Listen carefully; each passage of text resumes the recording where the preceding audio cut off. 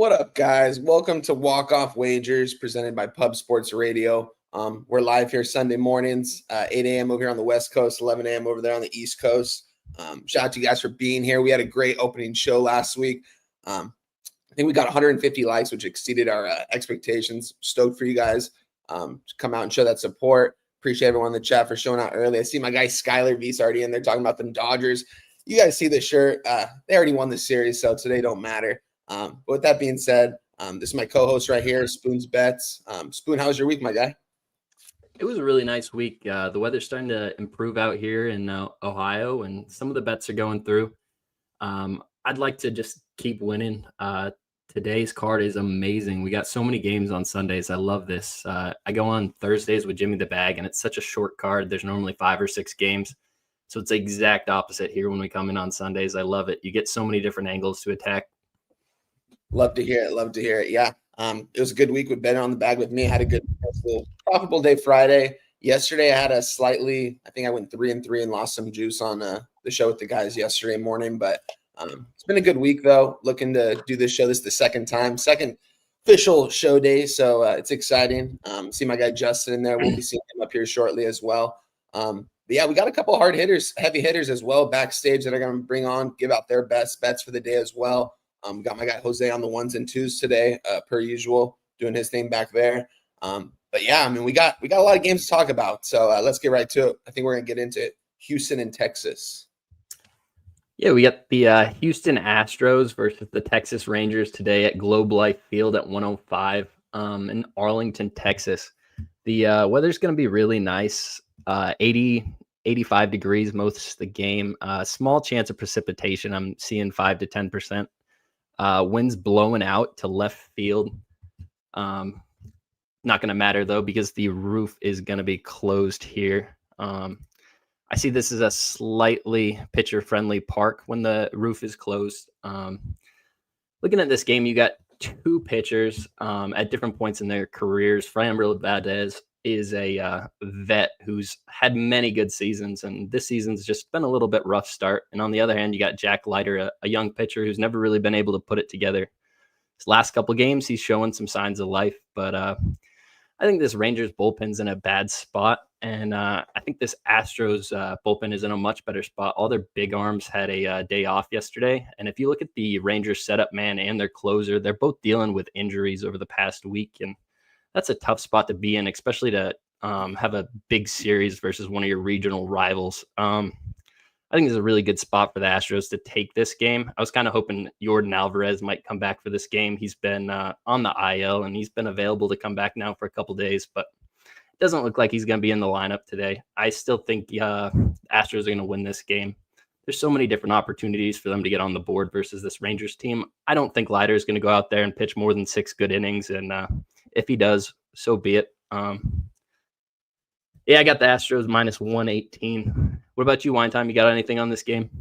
This is a game, yeah. You told me about backstage that this is a game that you were on. You're on the Astros. I see my guy Justin McKelvey there too. Stacks. Astros minus 132 in his pocket. I mean, it makes sense to me. And the Rangers coming off that win yesterday. We talked about on the show when Tyler Mahle was going to regress negatively. Still went out there and pitched himself a good game, man. It's crazy. Stacks was talking about him being up for like Cy Young right now, and I really thought about that. And I was like, yeah, that's wild, especially him coming off those surgeries this last year. He's been pitching some good ball. These are the 2 best teams in the AL West, if you ask me. I think these are the 2 teams that are going to be there at the end. I don't think Seattle's going to be there. Do you think Rangers are going to need to get a little more healthy? Peterson's going to have to get it going here. The guy looks like he's gained 50 pounds in the offseason, and you can tell in his swing, man. It's crazy. But that being said, I got nothing on this game, although I did have a lean towards the Astros right now. What was the line that you got, Spoons? I got minus 118. I'll touch on the market real quick in this game. Right now, I see 57% of the tickets on the Houston Astros and now 78% of the money. And on the total, there's 88% of the tickets on the under, and 77% of the money has come in on the over. Kind of interesting over-under money there. If you look at it, I have an opening line of 8, and across the board, most of the books are still at 8. You see BetMGM, ESPN Bet, a couple offshores hanging 8.5. So maybe a little bit of respect to that sharp over money. Something to think about with those bullpen Rangers arms being touched up. Frambler not having the best season. I could see how this over happens, but this Rangers stadium with the roof closed is not a place to hit overs. So the Sharps must know something there. Yeah, this could be a game I'm staying away from, but we got our guy Spoon's bets already on the board with the Houston Astros. Let's get it, my guy. And my guy Justin as well. He's going to be on them as well. So let's get on to this next game. Let's go to Pittsburgh and Philadelphia. Take it away, Spoons. Let us know the weather, the market, all that good stuff in this one. Yeah, I'm pretty excited about this game. You got the Pittsburgh Pirates set to face the Philadelphia Phillies here. First pitch is at 1:35 at Citizens Bank Park in Philadelphia. Looks like it's probably going to be a beautiful day for baseball. Temperatures in the mid 70s, feels like high 60s, no chance for rain. Wind blowing out to right field favors kind of lefty hitters there. You got a really good pitching matchup between some two young studs. Paul Skeens on the bump for the Pirates, needs no introduction. One of the best young pitchers in baseball. And on the other side, you have a young stud coming up for the Philadelphia Phillies in Mick Abel. This is a pitcher I'm really excited about here. I think he's got all the tools to really pitch well here at the major league level. He's got a 98 mile an hour fastball. He's got a low 90s two seam. He can get a lot of ground balls with it. He's got a mid 80s and slider and curveball. They break different directions, and scouts over the past few years have kind of fallen in love with each pitch at different times. The big thing that's holding him back from getting the majors last year was his lack of control.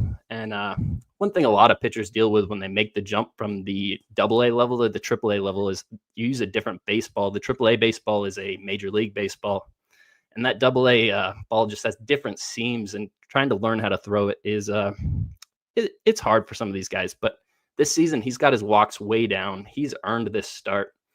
One thing I really like to ask myself is, why are the Phillies calling up a rookie right here to make a start? And it's because Aaron Nola just hit the IL, and they need to get an extra arm in there. But they didn't need to bring him in today. This is Christopher Sanchez's spot in the rotation. And kind of looking at how things play out, I think they moved Christopher Sanchez back to pitch in Colorado because they respect his ability to get ground balls, and his stuff just plays better there. They don't want to put a rookie in his first game in Coors Field. That's a recipe for disaster. Instead, they stuck him against one of the worst lineups in baseball versus the Pirates, and I think he can be successful here. I moved on this Phillies team. I waited. I was hoping to see not any big bats out of the lineup. I like what I saw. Moneyline plus 100. It's available right now on ESPN Bet. I think this is a great deal. Paul Skeens is a pitcher a lot of people want to back. He's going to keep him in the game.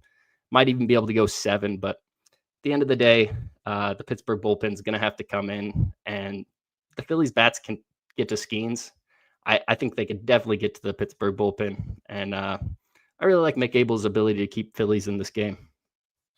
I love it. I mean, I got nothing on this one, but I know someone that does. He just got backstage. My guy right here is going to make his walk-off wagers debut. Talk a lot about college football and college basketball with this guy right here, one of the sharpest guys out there. My guy, Guns Picks. Welcome to the stage, Guns. Good to see you, my guy. What's going on, guys? Got the new show rocking, and I was like, my God, I got to be joining this one. Let's go, man. Yeah, I do have a look on this Pittsburgh and Philly game. And it's death taxes, and always take first 5 unders when you're dealing with Paul Skeens. It doesn't matter. Like Paul Skeens, you know how great he is. He has a 1.01 whip on the year, 1.8 runs given up per start. Average total when he's the starter is 7 for Pittsburgh, if you're looking at overall game situations. But it gets even better when you're looking at the first 5 splits, because Pittsburgh's totals average 2.8 runs per 5 innings overall and 2 runs per 5 innings when Skeens starts on the road. Plus, Philly is 6-3 to the under in their last 9 home games overall anyways. And even though the pitching is a little bit skewed on the Philly side, we don't really have a lot of data on their starter today. I just think that most pitchers just kind of step up to the level that Skeens is bringing to the table, and you're just going to have a low-scoring affair, at least in a first 5-inning situation. So I like the under 4.5 first 5 in that game. I love it. I love it, Guns. Always bringing the heat, always bringing the fire per usual. Yes, sir. So we got 2 of our cappers on this game right here. thanks for the look, Guns. I know we're going to be talking some of your games here coming up shortly as well. So hang tight backstage, and I'll bring you on for your next game. Sounds good. I'll touch on the market real quick before we leave this game. I see 63% of the tickets on Pittsburgh, and 73% of the money is now coming on Philadelphia. And then on the over-under, 84% of the tickets have come in on the under, and 95% of that money is on the under. So it's definitely some sharp money coming in on Philadelphia, and a lot of respect for that under. The books opened this at 8 at some places, 8.5 at others, and it just has not moved. I don't know. Some of that wind blowing out might be keeping them off, but I really like that first 5 under. I think these are two pitchers that you're going to have a hard time getting on the board with. The only way it happens is a couple nukes, I guess. Guns, remind me, it was under 4.5. What was the juice you got on that for the first 5? Minus 120. I think that's what it was. Yeah. Awesome. Heck yeah, appreciate it, Guns. Love it, my guy. I'll bring you back on here soon. All right, cool. I'm here. All righty. Got another good, man. It's rival weekend. It's been a fun rival weekend as well. These games have been nice, man. You got anything left to say in this one though, Spoons? No, I just, like he was saying, everybody wants to get up to pitch against Paul Skeens. This is the stud of the league, the face of the league for the next 10, 15 years as a pitcher, and we got to get used to it. So I think you're going to see a lot of guys have their best game of the season versus Paul Skeens. And I'm excited to watch him every time he hits the bump. He's got some great stuff. I think Mick Abel's going to show he's got some great stuff too. I love it. All righty. Well, with that being said, let's go to our next rivalry game here. Washington Nationals, Baltimore Orioles. Let's get to it. Spoons, you got anything in this game, or is this just something that you broke down, didn't come up with a play on? This is the first game I don't have anything on. I kind of went back and forth with this. The Orioles are in a bad spot. Everybody knows they just fired Brandon Hyde, and I like to think he went straight to the Nationals hitting staff yesterday with the tells and was like, here they are, sat in the bleachers and got drunk, watched the game. That's probably not what happened, but it was tough to watch that first couple innings. I like Baltimore to bounce back. I think Zach Eflin is a good pitcher. Soroka, I mean, the book's still out. He's definitely got stuff, but I don't know if he can put it together versus this Baltimore Orioles lineup today. Looking at that line movement, the Orioles last night were definitely much cheaper. Let me check on this really quick. Opened at minus 165, I'm seeing, and I see it all the way up to minus 198 on some books right now.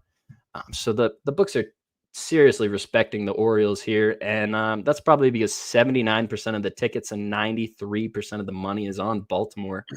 The books are saying that I see a lot of money over there, and I need to move the line because I got to get some Nationals money coming in. And I know some sharp cappers out there that are on the Nationals today because they're making money hand over fist fading this Orioles team, and a plus 150 line is just a great opportunity to do it again. Again, it's a beautiful day at the ballpark here. Temperature in the 70s. No chance for precipitation. Wind blowing out. I really think this is an Orioles spot, but I'm not trying to get involved with it. They've priced me out of it. The only way I could is getting on the Nationals, and it's not for me here today. Yeah, this is an interesting game right here, man. Baltimore Orioles, it's crazy. I mean, it's pretty much just trying to catch a falling knife when you're backing them at this point. They just can't get it done, and it seems like the market kind of has been in their favor these last couple of weeks too. The line always moves in their direction as it gets closer to game time. More of the bets and money come in on them. They can't score runs. They're so inconsistent. Pitching's awful too. It's absolutely crazy to see such a drop off, and then seeing them fire their manager and then give up, what was it, 7 runs in the first inning at the top of the first inning with your new manager. Not a good way to start. I want to take the over here. This is probably going to be my first play. I'm not on it officially yet. I'm going to wait to see a little bit as the show goes on, but I'm liking this over 9.5. I think a lot of runs could be scored in this one. I think the Oriole bats can get it going today. I mean, if not today, win. Maybe they never get it going, but I do expect, I mean, their team total right now is sitting at 4.5 juice to the over. at minus 140. The Nationals team total over 3.5, juice to the over at minus 135. It's telling me that they think there's going to be runs scored and that the Orioles are going to be able to get off here. And the Nationals, they're one of the scrappiest teams in baseball in the beginning of the season, kind of falling off lately. Sitting here, 6-7 games under 500, but it's a young team. They're still a scrappy team. They're a team that I feel like could always just go off for 4 or 5 runs in an inning, especially later in the game. So if we don't see runs early, this is going to be a live over spot definitely for me. We'll touch on this game in a little bit, and I'll let you guys know if I end up moving on this over. But this is looking like it's going to be my first play today. I can get an over 9.5 at minus 105. It's the same exact line I could have gotten last night, and I waited today to see what I was going to get. Same lines priced the same way, so I will most likely be on this over. It's going to be a lean as of right now. I'm going to circle it, though, and we're going to go back over in just a little bit. Shout out to everyone in the chat, too, guys. I see my guy Fernando Mendoza in there. The Big Show, my guy right there. Great work on MMA last night. Killed it. My guy TC in there as well. Jermaine, Chris Warren, everyone in there, guys. If I miss you, Colorado Bull, Oldie, Justin McKelvey, Meals, my guy. Hit the like button, guys. Trying to get up to those 100 likes pretty quick here. Let's do it. We're breaking down this entire MLB card today. Any question you guys have on a specific game we don't get to, we'll get back to it at the end of the show. But we're going to get back to this next game right here. And we are going right to, we're going to go to Boston, Atlanta, Boston. Take it away, Spoons. Yeah, we got the Atlanta Braves set to face the Boston Red Sox. First pitch is scheduled at 1:35. We got Spencer Schwellenbach, the right-hander, versus Garrett Crochet, the left-hander for the Red Sox. Is that a change? I'm looking at Brian Bayo on one book. I think I got this written down wrong here because I see Bayo on 2 books. Yeah, I think Bayo's definitely going for the Red Sox. I think this is going to be another really nice offensive spot here. Fenway Park is really wind receptive, and you got wind rushing out to right field. And if you know anything about the construction of that park, you have a huge wall in left field, but you have a really short wall in right field, and they just push it back. It goes about like 380. And on days where it's blowing out there, lefties that are pull hitters can have themselves a day. So I could see some of that happening here today. I really leaned the Braves in this game. I don't like Brian Bayo. I think he has the potential to be a really good pitcher in this league, but offensive days in Fenway, a pitcher like him, who I don't necessarily trust the mental, I think could have one bad inning turn into 2 and it just snowballs out. And this Braves lineup is starting to hit a little better. I think this is a good spot for them altogether.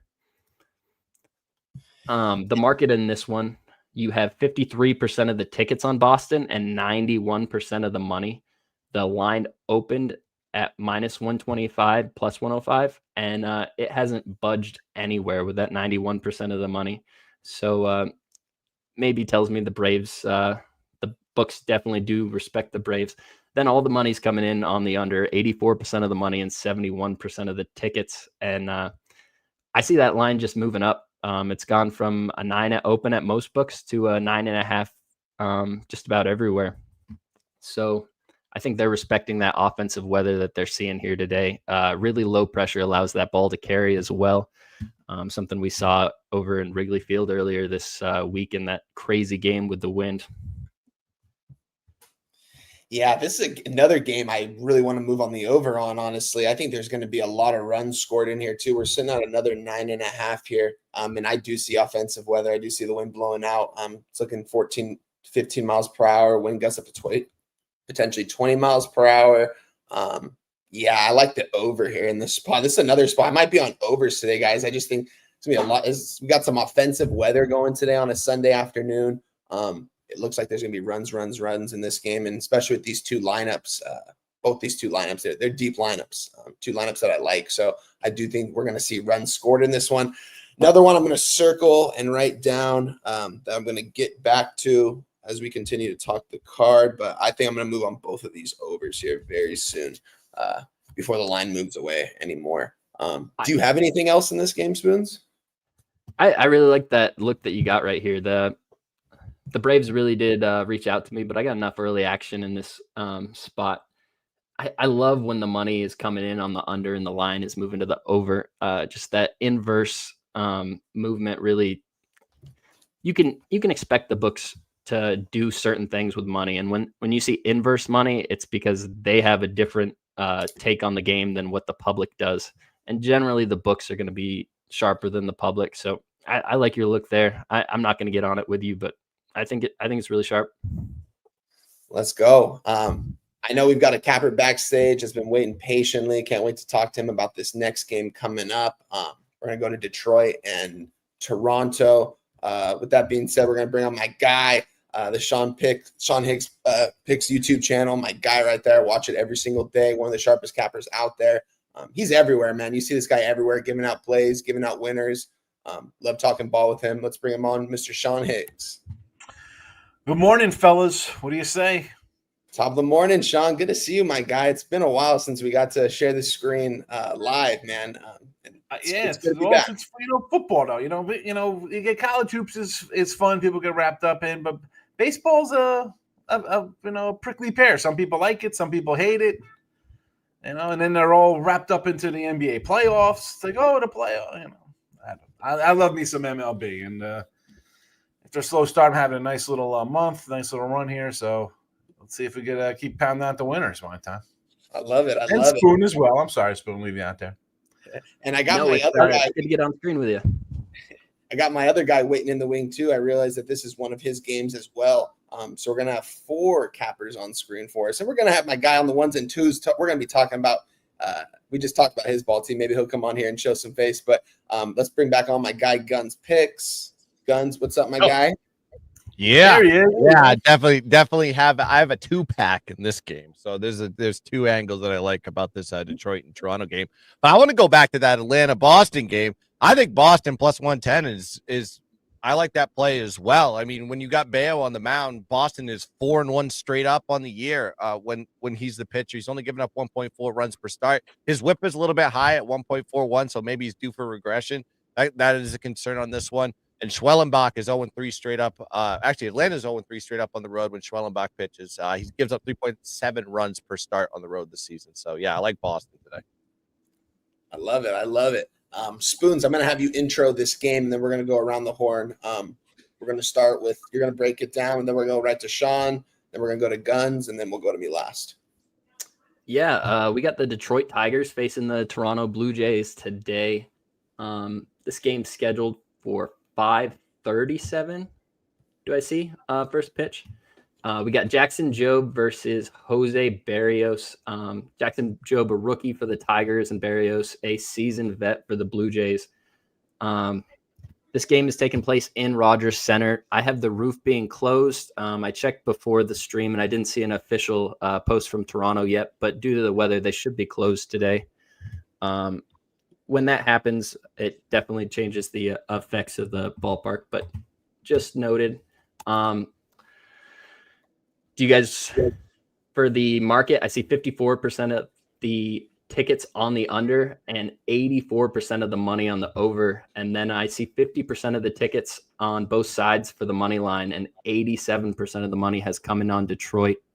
Looking at this game, I didn't personally have anything sidewise. I do have a player prop, and I just want to get to it at the end, but I'd like to let everybody else go ahead and take it. Sean, take it away, my friend. Yeah, I'm going to go a little total action on this one, and I like the over. I'm not listen, it was a 2-1 game last night, which great. Sign me up after a low-scoring game. I like Jobe a lot, and I see people don't like the Tigers, think they're kind of overrated and stuff like that. I don't know about that. I like Flannery's a good pitcher. You got Scooble's great. But let's just look at this guy on the road. Both of these guys. Barrios at home, Jobe on the road. ERAs are one thing, and we could talk about high ERAs, and they both got some meaty ERAs. I'm a whip. I like the whip batting average against, and we got 2 guys who put a runner and a half on a game. Not good. That's it. Barrios, even at home in the last couple of years, he's been zigzagging and better at home, better away. This year looks like it's going to be a bad home one. And the Tigers, shockingly, have generated some offense. I don't know where it's come from. We shouldn't say that, right? You're bad for so long. You get your young guys, Riley Torkelson, all these young guys coming around. Javi Baez apparently took 10 years to to develop into what everybody thought he was back when he was with Cleveland so many years ago. But yeah, 8.5, I'm going to go over. I mean, look at everybody. They're all giving up more than hits an inning. You added an extra 10, 15 walks in 28 innings. Runners on base. And again, the reason I really like it as much, off a low-scoring game, I just think the team's always, no matter who they are, it's like getting shut out, whatever, you come back like, oh, we look really bad. And what did Toronto score last night in the 8th and 9th inning to boot? They were pitching a shutout here with like 6 hits, 5 hits going into the 8th and 9th. Forget it. Over for me. Simple. I just kind of go contrarian look on that. So give me the over 8.5. I love it, Sean. That's a great look. Guns, take it away, my guy. Yeah, I'm gonna have to agree with Sean on that one. I think that this is an over game altogether. And you said it, Sean. As like you had that low scoring snoozer fest yesterday. It's good to just back him here, especially when you look at the numbers with these teams as far as overs are concerned. Now, Jackson Jobe is on the mound for Detroit here. He has a 1.47 whip, gives up 3 runs per road start this year. He also gets a lot of run support in his starts. Detroit's bats average 5.8 runs per 5 innings in Jobe's road starts this season. So, the bats can wake up, especially when he is on the bump. There also another key statistic here. Detroit is 3-0-1 in first 5s in Jobe's road starts, and they're 4-0 straight up on the run line in full games. So keep that in your hat when you're looking at this game as well, because it seems like Detroit, at least from an offensive perspective, while Jobe does give up the runs, they do show up as far as the bats are concerned. Now, Jose Barrios is going to be on the mound for Toronto, 1.42 whip, another high whip in this one. He gives up 3.6 runs per home start. So he's better on the road than he is at home. So very huge variance in the splits as far as ERA too as well. 1-3-1 in first 5s when Barrios is in his home starts this year. So they've not been able to keep the lead, at least after 5 innings with Barrios. Also, 5-2 to the over in the last 7 home games, 7-3 to the over when they're a money line favorite of -125 or less. And get this, with Detroit, last 19 games, 15-3-1 to the over overall, and 10-2 to the over in their last 12 road games. This is an over team. We need to respect it. Detroit over 8.5. Also, let's give me Detroit money line +102 first 5 as well. All right. We got a couple plays, and I'm right there with you guys. I'm going to move on the over here with you guys. I can get over 8.5 -120, a little bit juicy. But I love everything you guys just said here, especially coming off a low scoring game. The Blue Jays. One time. Yeah, I was gonna say. So of late, both teams are on overruns, like 7-2 runs, 6-3 runs, whatever. But you mentioned like the juice on the 120 there. Let's be honest, that's not juice nowadays. I mean. 20 years ago, I'd say who's laying 120 because you can lay 110s across the board on sides and total all the time. 115, 120 is like the norm now.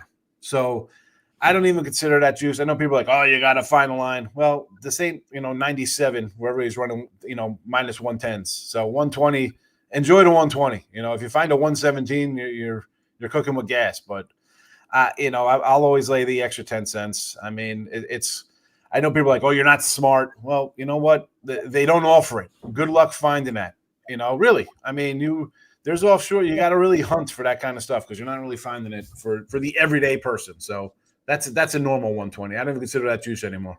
For sure. Yeah. I love it. I'm taking it. I just locked it in right now. That's going to be my first official play here. So we've got a little bit of a squad bet right. I know my guy Spoons is kind of on the fence. He wants to give out a prop right here. What's the prop? So I just want to add one thing onto this. Looking at the bullpens, both of these, Tigers and the Blue Jays bullpens, are very taxed after this series. And the Blue Jays closer, you can't turn to him for any trust at this point in the season. My prop here in this game, every week I said I was going to do 1 home run prop, and it's Kerry Carpenter. He's going to be the leadoff hitter for the Tigers here today. Coming off not the best week of his season so far. He hasn't had a extra base hit in 4 games, but Jose Barrios is one of those guys who's either hit or miss, and he's going to walk a bunch of guys. Kerry Carpenter's not the kind of guy that's going to take those walks. He is going to be swinging for the fences. He's probably going to get 5 plate appearances here today. And just like I was saying, that tax Toronto Blue Jays pen, I think he can get one off Barrios, but if not, I think he can get one off the pen. And plus 340, I think is great value on it. This is a guy I consider to be the spark plug for the Tigers offense. And anytime you put him in the leadoff role versus a pitcher I don't trust, I think it's going to be a good day for him. I love it. So I'm locked in. This is my first official play. with my guy Sean, with my guy Guns. I like the prop as well, Spooner. So yeah, great stuff, guys. I know you guys have a couple more games we're going to talk about here shortly, so I'll bring you guys on shortly. Unless one of you guys got to get out of here and you just want to kind of fire away another play here, totally up to you guys. I'm going to fire away another play if that's all right here for a little later game. It's like 4:00 action, whatever, 4:15 with Seattle and San Diego. Yeah. So as much as I like the over in Detroit, I'm gonna go under this one here with King and Wu. And I know Wu's the road split for him is not that good, right? He's a little higher on the road. He's got a 4 ERA on the road or something like that. A lot better at home. But you know what? I don't think it's gonna make a difference. Your San Diego at home has not been hitting all that great. And let's be honest, you've dropped 2 in a row, 4-1, 5-1, not a lot of offense. King has been great. I mean, you talk about your quiet Cy Young guys you want to kind of jump in on. San Diego's a team that could win in the 90s, and this guy's off to a fast start. I mean, at home, what do we talk about? An 88 whip at home, 164 batting average against Seattle. Yeah, they have the higher batting average for a team on the road, right? They can't hit at home for their lives. Their lives depend on it. Their playoff lives depend on it, and they lose left and right. But you jump into some of these road scores here, and okay, the batting average is higher. They score more runs. Well, you're dropping 20 runs versus the Reds. Well, I do like the Reds. I think they got some good young pitchers. It's not Michael King. It's definitely not San Diego. 18 runs versus the A's in Sacramento. We've seen teams put up ridiculous numbers there. So, again, I'll put a little caveat next to that series. Who else they had 19 versus? Toronto. We're talking about a bad team. Toronto today just has an over. Again, you dropped 19, 20 runs in 3-game series. That is not impressive to me. So, I said about the ERAs being skewed by a bad outing. Well, also, let's look at these batting averages for teams on the road and the runs scored on the road. When you're facing a bad team that's even below you as a team that's got great pitching and bad hitting, you know what? I'm going to throw out your higher batting average on the road when I look into the fact that they're scoring 60 runs versus teams that are all in the bottom 5 of pitching. No, thank you. I'm going to go under this. It's down to 7. There is a rando 7.5 out there, which it was last night, but even at 7, I think you're safe. King's going to come out and shut these guys down, and the Padres have struggled lately scoring some runs. I think there's probably another 4-1 type game.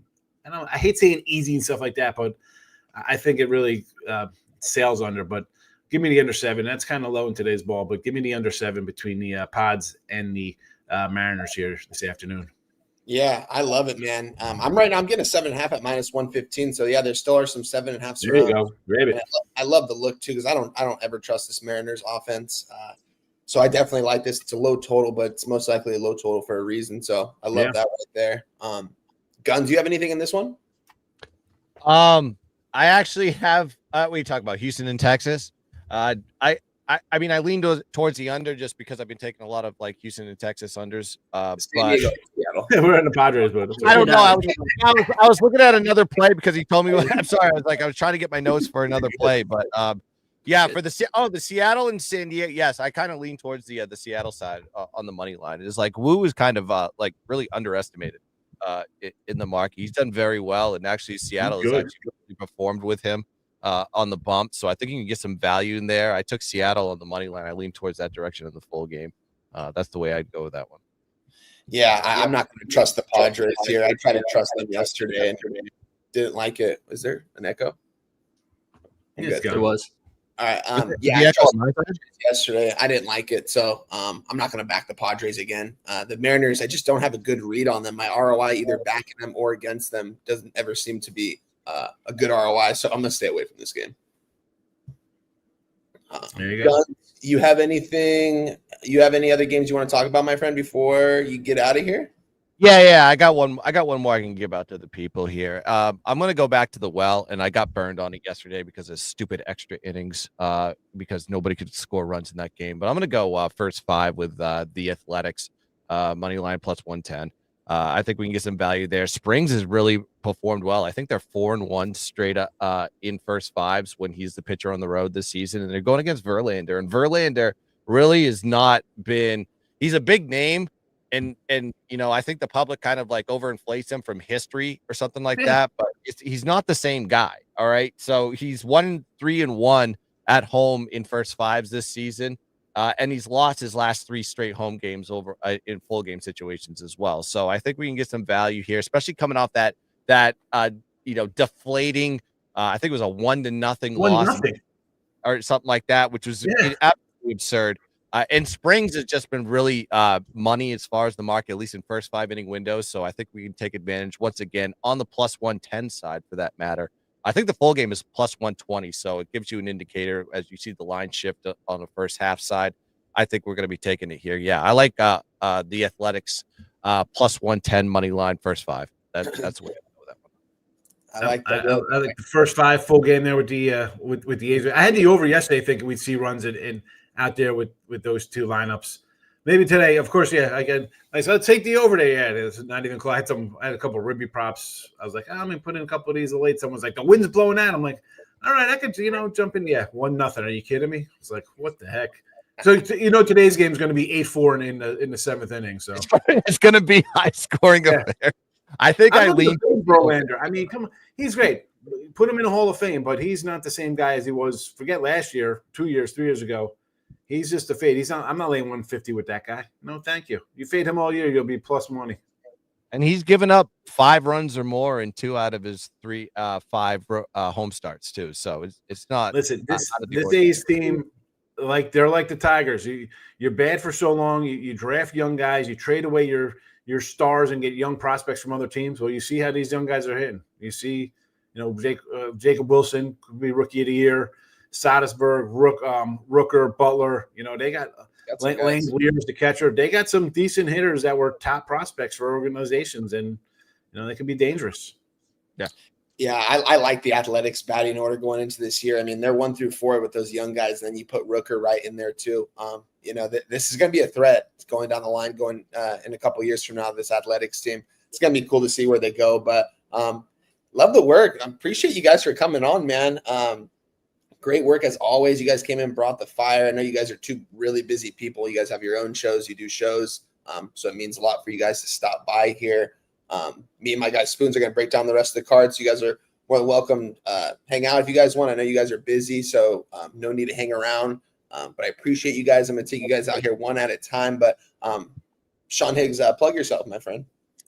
Yeah, well, you got it. I'm Mr. Sean Higgs there on the X. For those, I've been stuck on the same followers for 2 weeks. I can't get a follower up from 4806. This is terrible. I do a little video. I'm like, I have every person who watches the show. That's it. I can't get one new Twitter person. And like you said, I do a bunch of shows. I'm like, give me a follow. Nobody follows me. I feel like I got teen angst that nobody's liking my my thing on my reel or something. I'm like, So yeah, do the daily show midday Monday. I got to look at lines coming up to wine time. You'll love that. We got week 1 NFL, so I'll do that. You guys want to pop on? We'll talk week 1 lines. I'll probably do that sometime this week with limited NBA with Monday and Tuesday there with games. Game 7 and stuff on Monday. So maybe some on Tuesday. There were a little NFL week 1. You got to get down week 1 NFL. No better. It's fun stuff. So I'm looking forward to it, man. I know my guy Collins in the chat he's got a countdown for college football. He's got the exact hours and minutes and seconds down. So we just passed the 100-day mark till week 0. I saw it. Yeah, I think we're like 98 days. How's it week 0? There's like 14 games. Can you call it like week 1? I mean, I don't understand it. It's not like there's one game. Call it week 0.5. I mean, it's week 1. I call it week 1. I'm looking forward to it. Sean, my guy, always a pleasure, my friend. I'll be talking to you this week. Go get that cash, my friend. Thanks for stopping by, and we'll be talking soon. Well, thanks for having me. Good to see everybody. Spoon, Guns, the chat. I see a lot of familiar faces there. I'll give everybody a shout out. This guy with his crazy Red Sox hat on. It's Bello. Brian Bello is his name, by the way. No, it's Bayo. It's Bayo. You're right. It's spelled.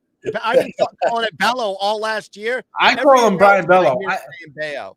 I Schwellenbach, whoever. I'll butcher your name. I don't care. I sound it out. I'm a child. Louis Gill. It's Gill. It's not Louis Heel for Yankee fans. It's Gill. G-I-L. It's Gill. I'm not. Listen, I'm just trying to be a professional here. Absolutely nobody was hotter than Sean Higgs in college basketball this year. That was such an impressive. I know. There's a guy over here that was pretty hot in college. I think I hit plus 40 units in college basketball, and 30 of them came from the tournament. So I had anything away from Sean.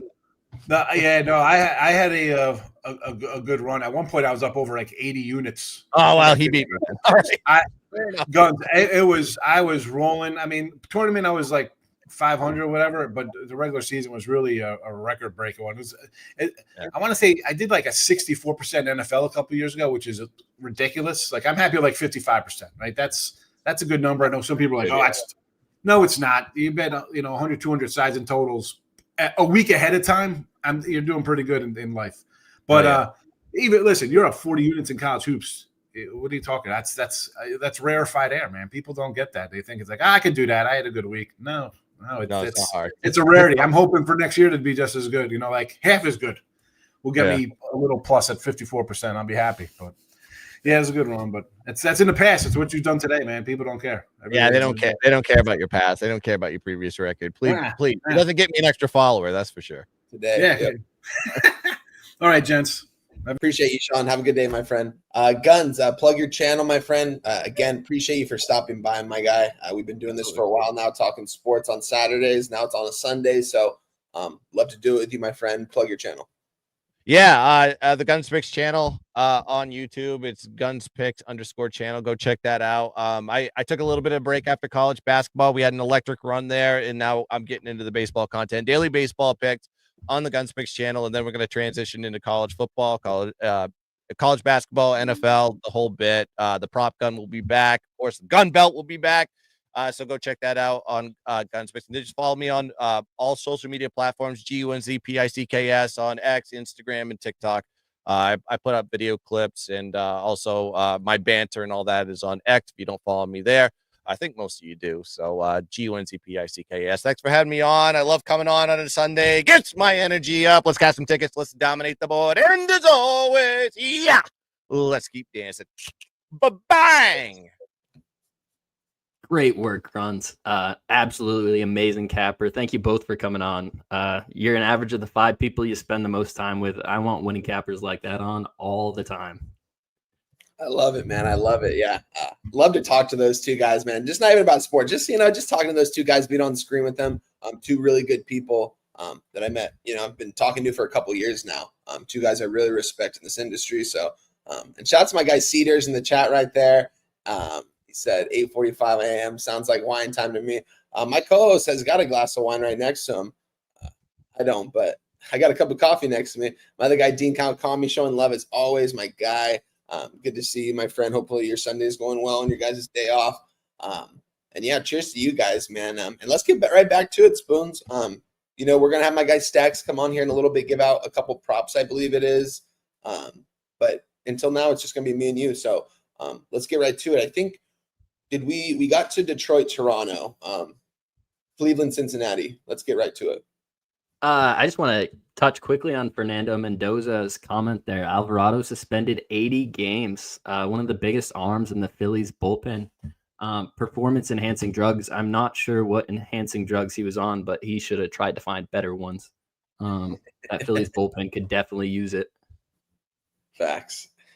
All right, we got the Cleveland Guardians and the Cincinnati Reds set to face off. 1:40 p.m. first pitch. Luis Ortiz, formerly of the Pirates, versus Andrew Abbott, the lefty for the Cincinnati Reds. It's a Cleveland team that over the last 2 weeks has kind of cooled down versus lefties, but still in the top half of the league. And this is a Reds team that just has struggled to hit.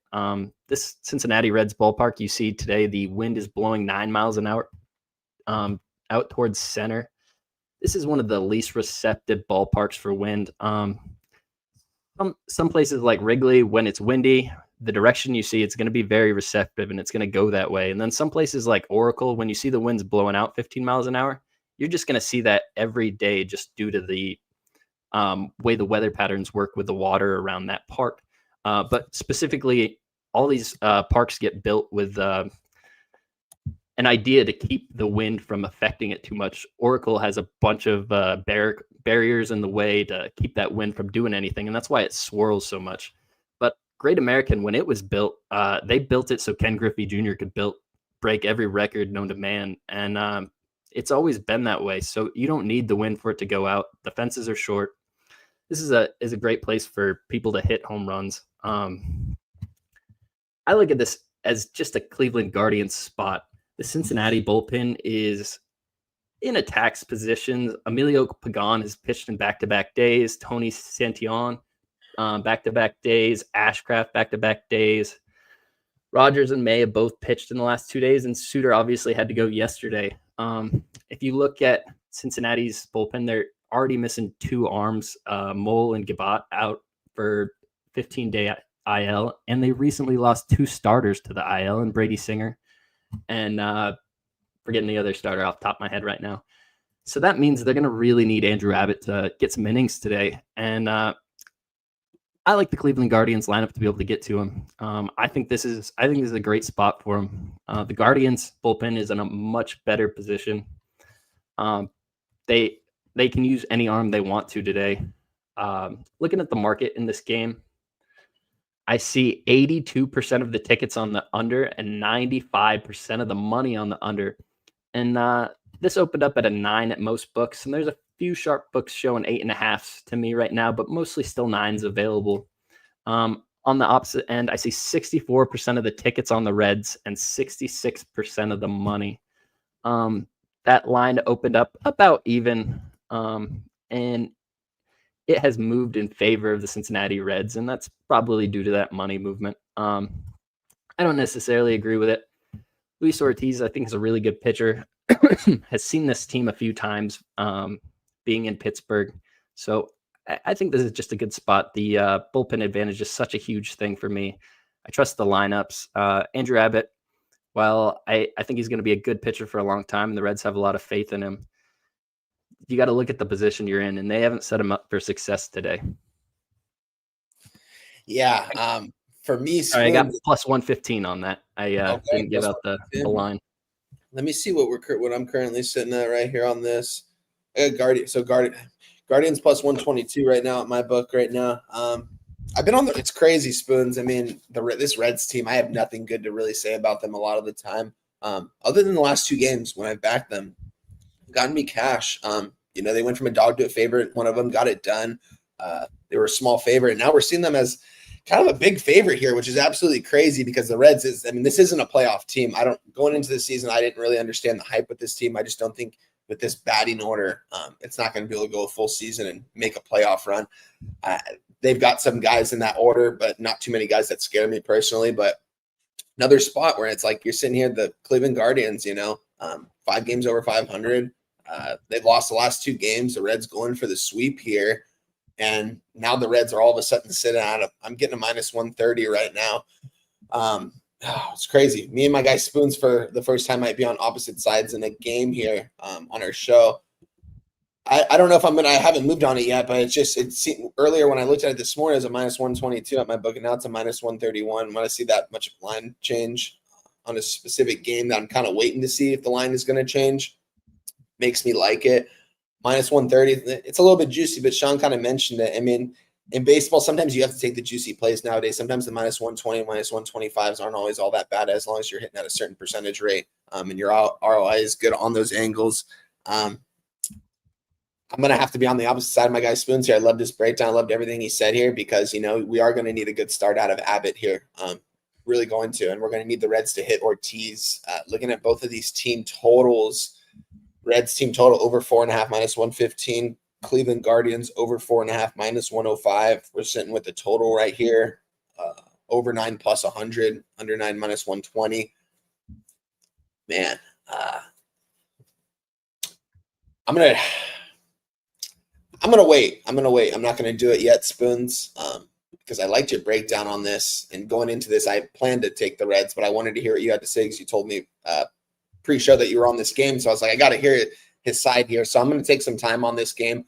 It's not going to be an official play, not a play I moved on quite yet. But I am really close to moving on the Reds. I'm not going to lie here, Spoons, but it is what it is. Sometimes we're going to be on some opposite sides, and that's just the way it goes sometimes.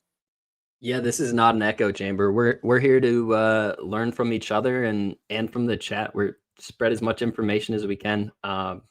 There's not going to be anybody that's going to be right 100% of the time. And if we're, on opposite sides of this, that's fine with me. I see a little bit there for the Reds, but I think those bullpen concerns are a huge thing. Abbott's a young guy. This is a manager that's not going to try to break Abbott early in the season. He still has plans for making the postseason, and he needs Abbott to be one of his studs. So he's going to keep him in a spot for success. Francona sees the spot they're in right now. I think if he finds himself in a bad spot early in the game, they just fold, and this game becomes an easy win for Cleveland. And you're right. If Abbott comes out and shoves and keeps his pitch count low, maybe he can get through 6 innings. But that's still 3 innings of the Reds bullpen that I don't trust. That's fine. We can see it differently. I don't see the Reds bats being enough for me. I don't know. That's where I was going to go right there, Spoons. It's just like, I mean, who in their right mind could actually tell me that you trust the Reds bats? I don't. They've been so inconsistent this year. My guy behind the scenes, he tweeted a couple days ago how many times the Reds have lost 1-0 this season. It's crazy. I don't know what it is, but I've seen it so many times to where this team can go out and they can score 10 runs in a game, score 10 runs in 2 innings, and then go out for 2 games, 18 innings, and score 2 runs. It's crazy. But I made some good cash back in them the last couple of days, so I think I'm going to go back to the well with them. But at the same time, maybe I just take my money and run with them for the series. They took care of business. They did what they had to. The Reds were struggling going into this series too. Kind of seemed like they got a little bit right against a good team in the Cleveland Guardians, but we'll see. We'll move on to this next game. Battle of Florida, Tampa Bay Rays against the Miami Marlins. This is a pretty fun series too.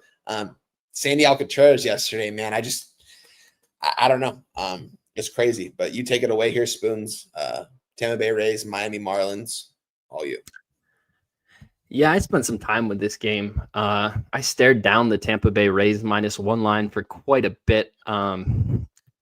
Just looking at this game from so many different angles. But anyway, we got Rays Marlins.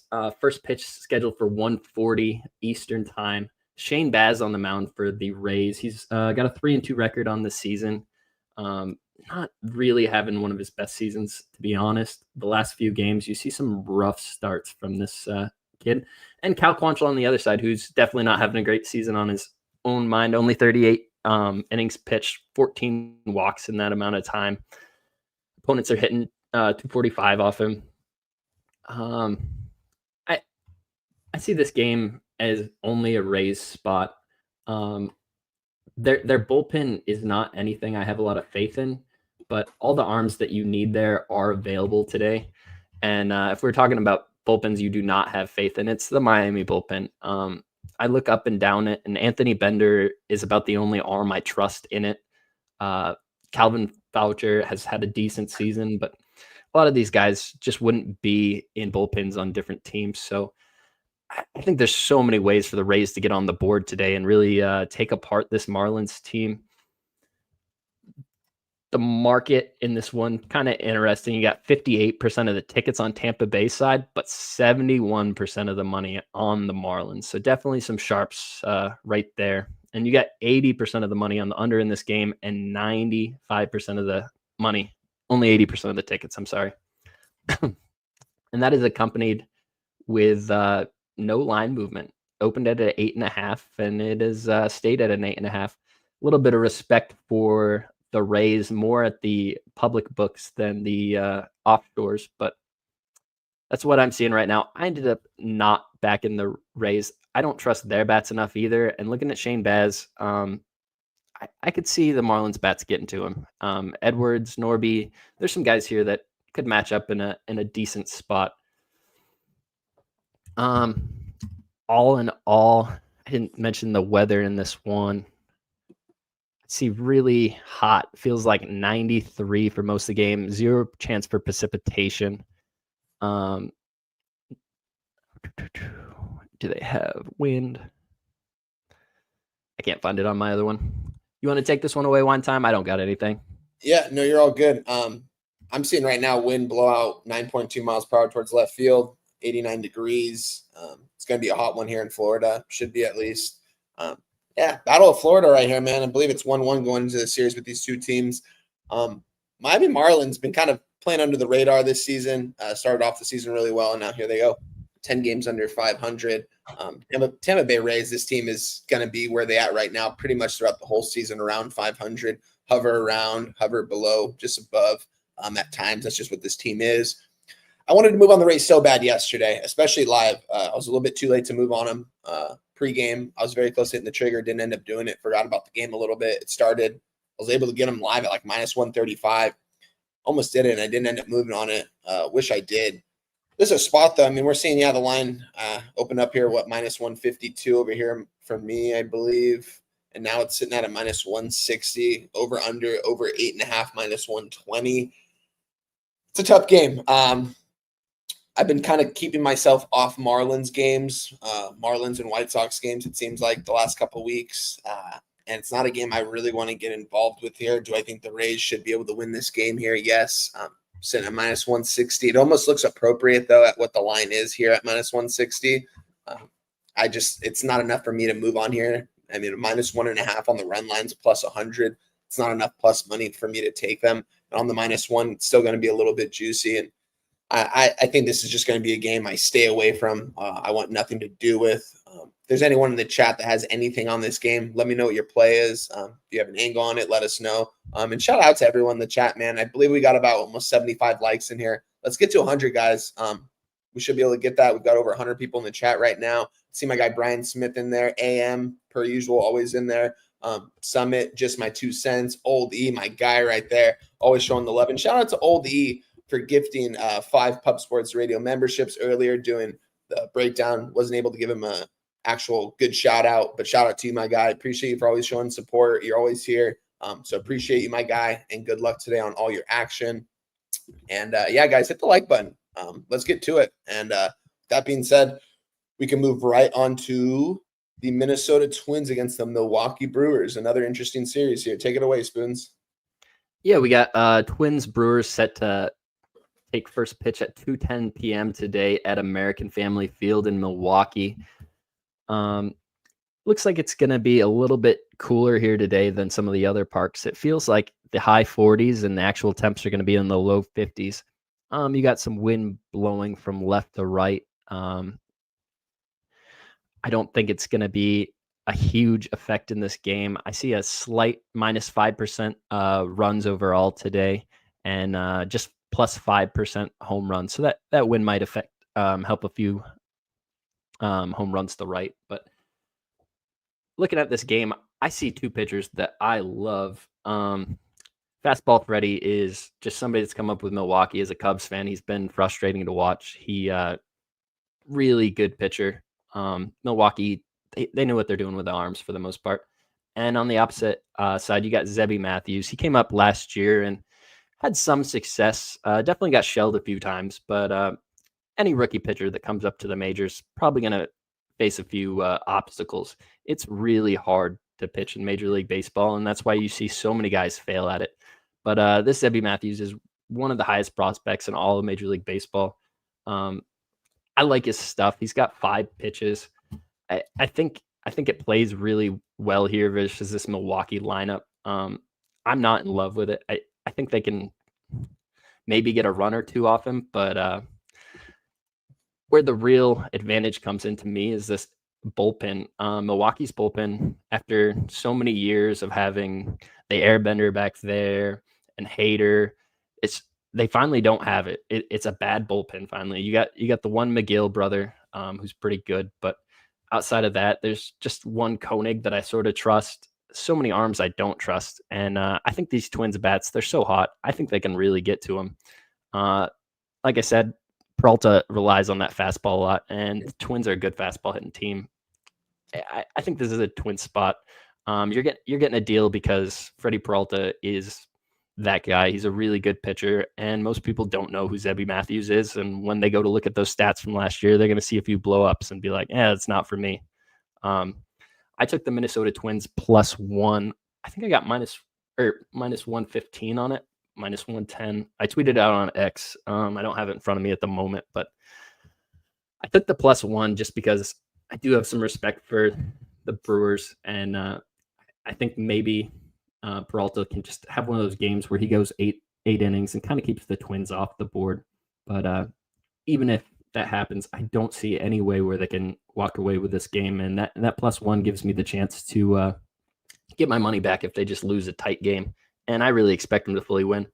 I talked to my guy TJ earlier. He's got plus 140 on the actual money line. He's got a set of balls. He doesn't need that plus one. I think that's a beautiful bet. The Brewers are not a team that I'm scared of. The Central's wide open, and I think the Twins are the better of the AL and NL Central teams here. What are you thinking on this game one time? I will touch on the market really quick. Yeah. Actually, there's no movement. I'll see if I can update it on a different one. Yeah, my guy Summit said Brewers need to wake the F up. I agree, man. It's crazy. This Minnesota Twins team, guys, just continue to prove me wrong. You know what I mean? These last couple of weeks, this whole season, I kind of talked a lot of smack on them going into this year. Didn't think that they were actually a legitimate team. They don't even have Buxton and Curry on the lineup right now, and they're still winning ball games. Just seems like they found their group got together collectively, and they're getting good wins, good team wins, good team baseball. They're starting to find each other, starting to find their swings. Pitching's pitching well right now. And they're going for the sweep here. I mean, Minnesota coming off 3 straight shutouts, shutting out their opponents. That's absolutely wild. They're going for the sweep here. Brewers do need to wake the fuck up, but I don't think that's here. I'm with you guys. This wasn't a play. I came on here thinking I was going to move on the Twins. The more I'm looking at it right now, seeing TJ in the chat, my guy Dean, if you're out there and you want to bet, my guy TJ is as sharp as they come. He's on the Twins here. My guy Spoons is on the Twins here on the +1. I'm going to be on the Minnesota Twins here. I'm going to move on the +130 on the money line. That's what I can get right now. I'm locking it in as we speak. That's going to be, I'm starting to really fall in love with this play the more I look at it. So I'm just going to put it in now. And we're ready to go. Minnesota Twins officially for me on the money line +130. TJ got +140. Seen some good movement towards the Twins. I think this is probably going to close about around a +125. So mostly if you're going to play this game, get it in now, I would think. But I like the Twins here in this spot. So I'm going to ride the train. I'm going to ride the train with the Minnesota Twins here today, guys. I haven't done it on this winning streak, and I'm going to do it here. Minnesota Twins money line for me. Let's see here. Got my guy Dean right there. Okay, he's in there. Minnesota money line. Yes, sir. Crazy. And he said tickets cash all over Minnesota or Milwaukee. 15 cents move to Minnesota. Love that. Let's get back to this next game now. I mean, you have anything left on this game, Spoons? No, I really think that's just a Minnesota spot through and through. Zebby Matthews is a guy I don't believe you're going to get +130 lines on very often. You go forward next year, and even when he's facing a stud like that, you're going to see a -110 line. You add in that bullpen advantage and the bats. I think we got a really good bet, or we got a really good bet for ourselves here. I feel really happy to have some great company like TJ. There's not many cappers that are as sharp as him. Yeah. Shout out to you, TJ. There's not many people out there that move lines, guys. And the way you move lines is putting big bets on these games, and the books respect that. So they respect my guy TJ. I respect my guy TJ. He dropped his whole card in the chat earlier.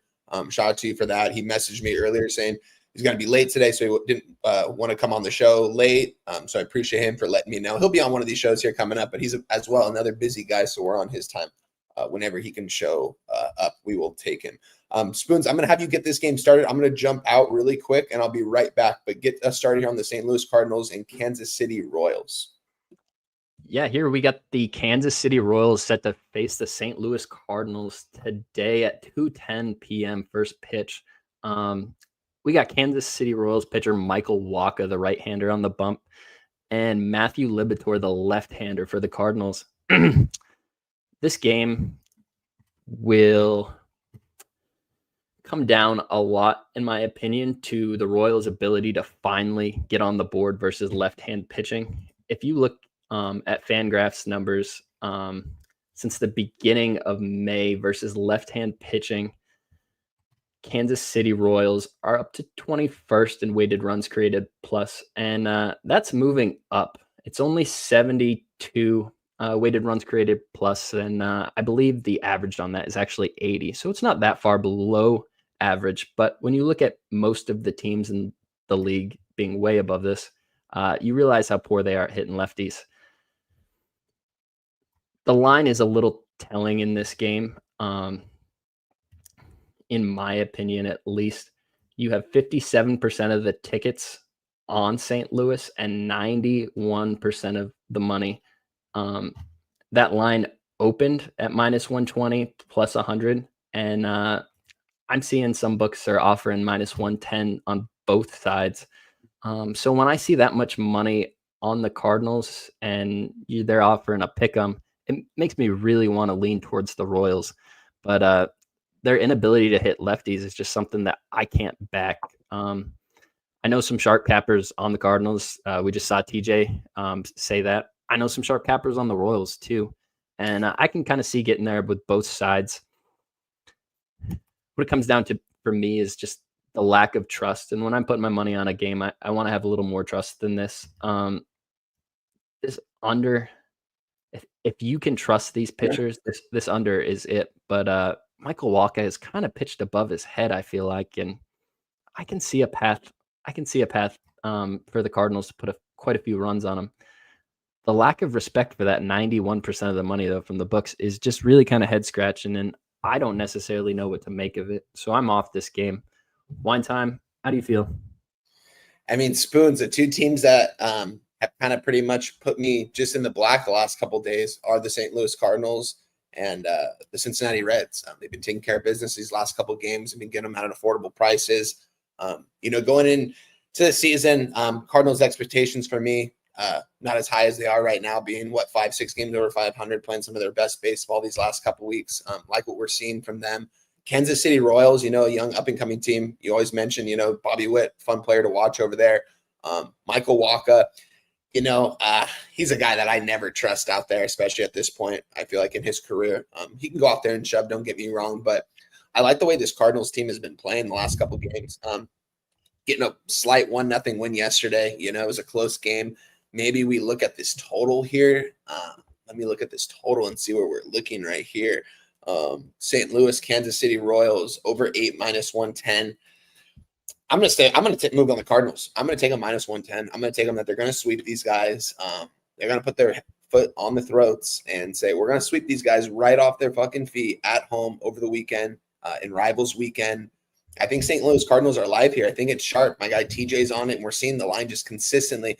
Right now, minus 112 now, so it's only continuing to go up towards the Cardinals here.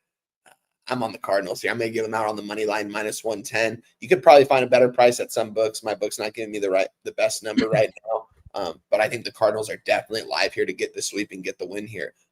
I'm most likely going to move on this card. I'm moved on it right now. So I'm giving it out officially to you guys. The St. Louis Cardinals. Haven't tweeted anything out, but this is going to be official for the show. Cardinals money line minus 110. And we can move on unless you have anything else to say in this game, Spoons. If you want to add anything. Yeah, just peeking at the bullpens here. St. Louis, I really need to see Ryan Helsley is available. And he pitched 12 pitches last night, and he had 4 days off in a row before that. So he's available. I really like it Wine Time. I did a lot of mental gymnastics on this one, and I could see both sides. So I respect you. I wish you luck there. I'm not going to join you, but I think you're on a good side. You definitely got some great company. Yeah, for sure. We'll see. You know what I mean? It's baseball. Anything can happen. I feel like this is me back in the hot hand and seeing the line continuing to move. The line was moving towards the Royals here in this spot. I wouldn't be on the Cardinals, but definitely looks like the Cardinals are sharp here and going for the sweep here. I think they take care of business, but let's go to the Chicago. Let's get right to it. This is my guy. My guy knows this team very well. You know what I mean? Chicago Cubs fan. Take it away, Spoons. It's all you here. Yeah, we got the White Sox and Cubs. This is a big series every year. First pitch, 2:20. I got this mixed up here. It's one of the earlier afternoon games, but we got Jonathan Cannon versus Colin Ray. Colin Ray's definitely had a good season so far for the Cubs. He's a pitcher I really like. I think he's got a good bond working with his old manager from the Milwaukee Brewers, and I think sometimes just that familiarity, the comfort factor, everything just goes back to right. And you play for a good team, good organization like the Cubs. Just some rejuvenation under that pitcher. And Jonathan Cannon on the other side, great name for a pitcher, Cannon. I think he's a guy that's going to be successful in the major leagues for a long time. And I look at this 240 line and I see a lot of value in it. This Cubs White Sox, obviously they play every year a couple times, and the Cubs swept the White Sox last year. That's the first time they've done that since the Cubs won the World Series in 2016. And if you try to look before that, it's been a long time before that since they swept them again. And over those past 10 years, every year the Cubs drop one of their games at Wrigley. So far they haven't. And history has a way of repeating itself. And when you have that much value on a spot, I really could only lean the White Sox here. Obviously, I'm a big Cubs fan. I like to back the Cubs when I can, but when you're putting minus 300, baseball's a game where the team that is going to win probably has a 60% chance to win that game, the best case scenario. So that means there's 40% for the other team. 40% is not plus 240. So you're getting great value on the White Sox. You look at who's gone for the Cubs recently in the bullpen, and it's some very important arms. Daniel Palencia is a guy that can touch 100 with his fastball. And when you're a Cubs fan, you get scared about the bullpen, and you want Daniel Palencia available. He threw 17 pitches last night and 14 pitches the night before. They needed him to get those holds, and he will not be available tonight. That means we got to go to the arms that have let us down all season. And I don't know. Porter Hodge pitched last night. I'm a big Porter Hodge fan. Presley, I believe, is available. He pitched 2 nights ago, but obviously Presley's not having a great year. I see multiple avenues of success for the White Sox, and I don't really want to get in the way of it. I was going to use the Cubs. It would have to be as a parlay piece, and I'm really not trying to get on a parlay piece. What I did get close with on this game is the under. What we've seen lately in Chicago is the wind blowing out, low pressure air systems, and it's allowed for an offensive friendly park. And I mentioned earlier that the receptive wind conditions in Wrigley, like when the wind's blowing a certain direction, it's really blowing that way. So that 10 mile an hour, 9 mile an hour wind blowing in is going to be hard for some of the bats to get through. You look at the temperatures, it's in the low 50s. That air pressure that was really low has now skyrocketed. It's just pitcher conditions here today. First 5 under, full game under. Yep. For me, it'd have to be the first 5 under just because I don't trust that Cubs bullpen, and the White Sox bullpen is just as unreliable in my opinion. I think you got 2 pitchers that you can really trust here. I think I see TJ on the first 5 under in the chat. He definitely is. I could get there. I don't want to do it. I'm not. I got 4 plays right now. I'm just going to leave the 4 plays I have right now. But this first 5 under is really calling my name. I like it a lot. These lineups, White Sox definitely leave a lot to be desired. The Cubs can definitely hit anybody, and maybe that's how that first 5 under blows up. The Cubs lineup just comes to show, but I don't know. I had to get off it. The market in this one probably not going to show a lot. I'm assuming a lot in the Cubs. You got 76% of the tickets on the Chicago Cubs and 95% of the money. And on the side, you have 53% of the money on the under and 89% of the money on the under, 53% of the tickets. This line is bounced between 7.5, 8.5. I saw an open at 8. Some books open at 7.5. It's back down to 7.5. I think they're respecting that under money, and that's where I would be too. Ultimately, I'm off. Wine time. Let's hear what you got. Spooner, come on. Let's make this a squad bet right here, man. I'm on the under. I'm right there with you. I agree with everything you said in this. And I would lean towards the White Sox in this game. I just think Jonathan Cannon's going to have a really good start here against this Cubs lineup. Cubs have already taken this series. White Sox maybe show some pride here. I think it's a low scoring game any way you look at it here. It's pitching conditions. We've seen the total on Friday, we were going nuts, 11.5, juice to the over. It's kind of going everywhere, went against us, but still hit over easy. Yesterday, we kind of mentioned it. Jose, I remember, put it in the group chat. Wind was blowing out, but the total was a run and a half smaller, ends up pushing. Probably ended up should have gone over. There were some no runs there, I believe, in like the 6th, 7th, and 8th inning. Then the 9th inning, I think it went to the push, if I remember correctly. But yeah, I'm on it. This is official for me, guys. This is gonna be my 5th play I've given out now. It's gonna be the Chicago Cubs and Chicago White Sox under 7.5 minus 120. I love this play. I see my guy TJ's on the first 5 unders. Spoons mentioned he liked the first 5 under a little bit more because he doesn't want to trust the Cubs bullpen. Totally get it. I'm hoping the Cubs do have the lead in this one. That way we don't see the bats in the bottom of the 9th inning. And my guy TJ, I just want to touch on this briefly because we did talk about this earlier. And it's going to be a play that, you know what, I ended up tailing Higgs and Guns on the over 8.5 minus 120 in that, TJ. And now I'm officially moving on the Toronto Blue Jays money line because you're seeing it. We're seeing sharp money come in and it's moving this line. Toronto Blue Jays are already currently are sitting at minus 125. I'm going to give it out officially, guys. I'm kind of loading up on this card now as we go on, but I'm liking things as I see. And I think we do have some value on the Blue Jays being this much of a favorite going against, the team that's 14 games over 500, that's playing really good baseball. I think some of the best baseball for the Blue Jays will be ahead. Going to need a good start out of Barrios, but I do think there's also going to be a lot of runs scored in this one. So, yeah, I'm 2 plays for me now on that officially, guys. I'll end up touching on all these plays. Here I come into the show telling Spooner, 3 to 5 plays, you know what I mean? And here I am at number 6, and we still have a couple games to talk about. But it's all good, guys, because that's what we do. That's how I cap, and that's what I do. So it's a fun game to break down. Love hearing all the information from my guy Spoons. Loves the Chicago Cubs, so love to hear all that information. And if there's nothing else, let's get right back to go up north in Northern California. Yeah, we got Athletics and Giants here. Jeffrey Springs and Justin Verlander. Jeffrey Springs, a left-hander, and Justin Verlander, a righty on the mound. We talked about Oracle a little bit earlier about how this is one of the spots where the wind doesn't matter. You're almost always going to see it blowing out. It's always going to be swirly. This is a hard place to hit home runs. Just because Barry Bonds made it look easy doesn't mean it is.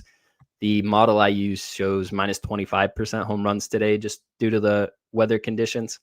I don't think this is going to be an offensive-friendly place to play baseball today. I lean the Athletics. This is a team I like a lot. One thing that really kept me off it, though, was the Giants are hitting lefties. I think they're 6th in baseball since the beginning of May versus lefties. And the Athletics versus righties have started to go down the ranks a little bit. And when they're going to be playing in this defensive sort of park, I don't know that helps them. The Athletics got guys that can certainly hit it over that wall in Soderstrom. But to me, I could only be on the Athletics, and when enough of it doesn't align for me, I got to move off it. The line movement in this game, I see an open of 8.5, juice to the under at minus 115, and Giants open at minus 145 favorites. And that's still some places, but I'm seeing a small move to minus 155 favorites for the Giants at most public legal books.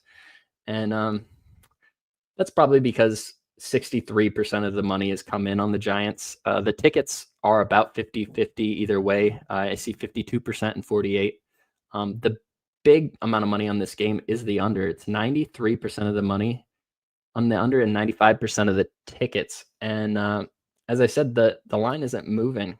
So that under definitely is a sharp look, definitely has a lot of money on it, but the books don't seem to respect it. And when you see that much money and it's not moving, that lack of reaction is a reaction in itself. And it kind of tells me the over is probably live. So I'm off that as well. This Athletics team, they're just fun. I think a lot of people are going to be surprised with their performance by the end of the year. I think this is definitely a playoff team. Yeah, and Spoons, it's funny, even going into the season, some people did have high expectations for the Athletics. A couple people were saying that this Athletics team was going to make some noise this year.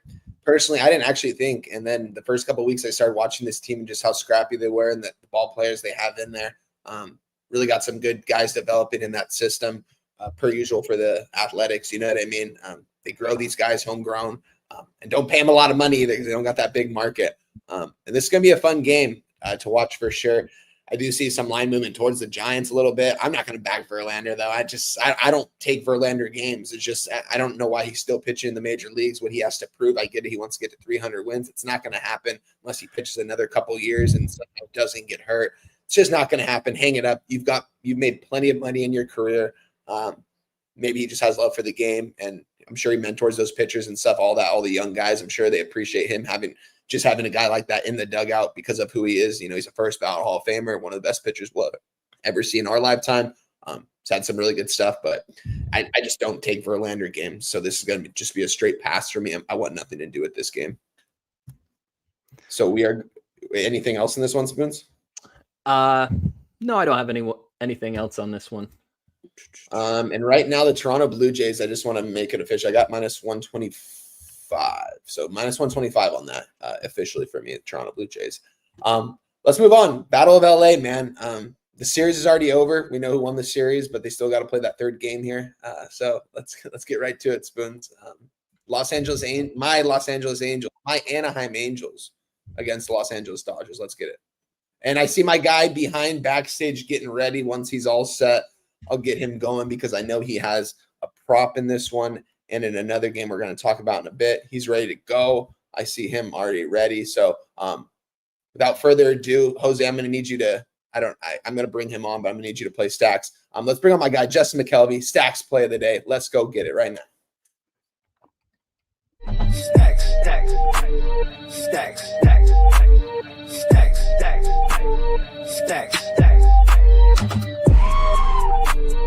stacks, stacks, stacks, stacks, stacks, stacks.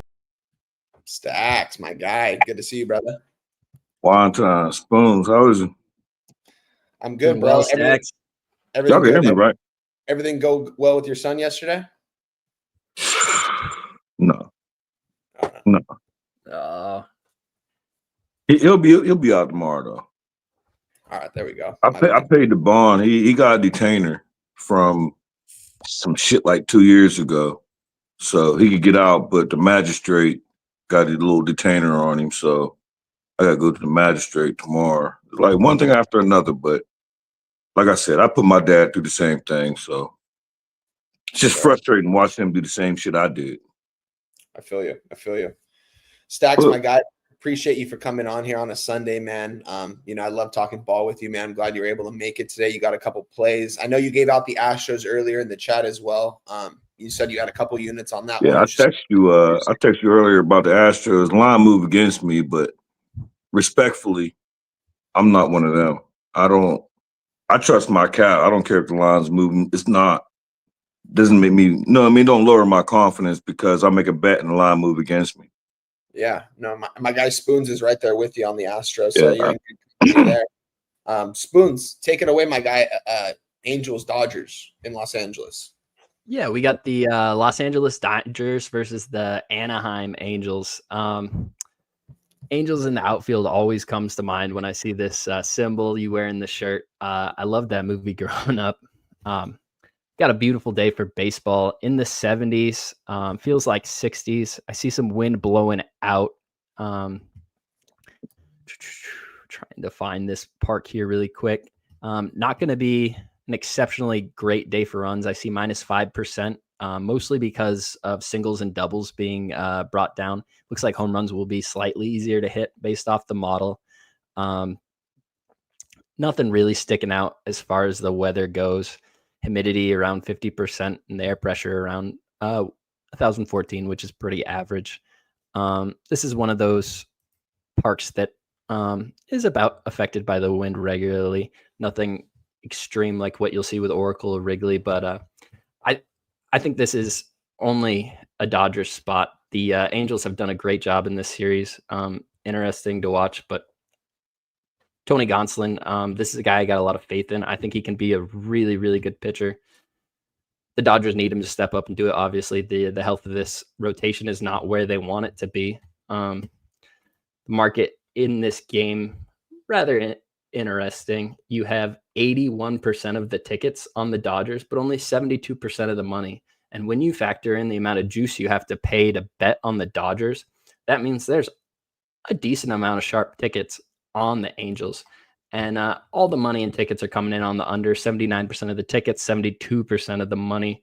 I see the open at a 9, and there's a few books that are fishing 9.5s out there for me, but For the most part, it's still just 9s across the board. So not a huge respect for that under. That's probably because this Dodgers offense can get there by themselves versus Kikuchi. One of those things where this guy could, you could tell me he throws 6 innings, 1 earned run, and I believe you, but you could tell me he throws 3 innings, 9 earned runs, and I believe you. And with that kind of range of outcomes, I didn't need to get involved. Stacks, what are you thinking?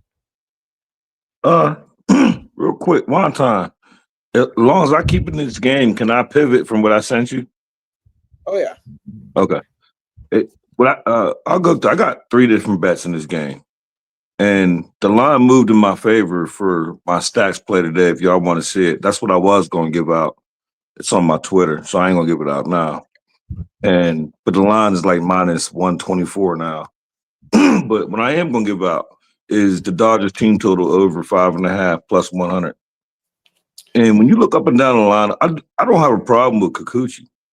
But when you look up and down the lineup, and I don't got the exact numbers, I wrote it down, and then not no sneak this, but the show took a little bit longer than I expected. So I had to do something real quick. Now I'm overheated, so I'm hot. And I don't have my notes. But up and down the Dodgers lineup, like everybody crushed this team. Everybody. Like, and then Ohtani went 0 for 6 yesterday. Like, what do we think gonna happen today? Just saying, got 6 chances, he ain't get a hit. So take that for what it's worth. But the official play, the Dodgers team total over 5.5 plus 100. I have another one coming later.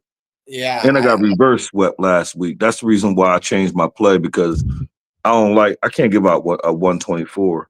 And like I feel like y'all like I want to give out what they could get. Yeah. And you can't get Ohtani minus 110 now. So I pivoted, and I like it, and I like everybody to score. Like, bring your gloves out. Yeah, no, for real. Especially with this Dodgers lineup. I mean, guys, the Angels bullpen. If you guys haven't seen it, I mean, just look at those guys that are in the pennant. Look at their ERA and their numbers. Am I bugging? But they lost the first 2 games of the season or of the series. Are they gonna get swept? Dodgers, yeah, exactly. And this Angels bullpen can't be trusted. I talk about Zephyr John and Kenley Jansen. Zephyr John pitched in the last 2 games, looked bad. He almost gave up the game yesterday in the 8th inning. Outside of Kenley Jansen, that's really who you have. There's another guy in that bullpen. His last name's Furman. No, you're all good. To be transparent, if I would have finished capping before I posted my stacks, this would have been my stacks.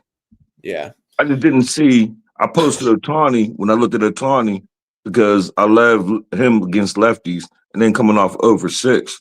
But then when I was finishing capping and digging, I'm like, damn, everybody on the Dodgers crushed Kikuchi. Yeah. And right now I'm seeing at my book over 5.5 minus 115. So it's going up. It's moving in your direction. I mean, they're expecting the Dodgers to be able to score today. And I would look at books that got Kikuchi under outs. Like, he's not going 5. Yeah, that's the thing. Kikuchi this season, he's surprisingly has pitched well. It's been the Angels really haven't been able to hit for him when he goes out there, though. He doesn't even have a win. Doesn't even have a win. Dodgers. Yeah, it's not about so much. Like, when you look at trends, that's why I like trends, but sometimes you got to throw them out because Kikuchi's dealing this year. He ain't played the Dodgers yet, who got excellent numbers against him.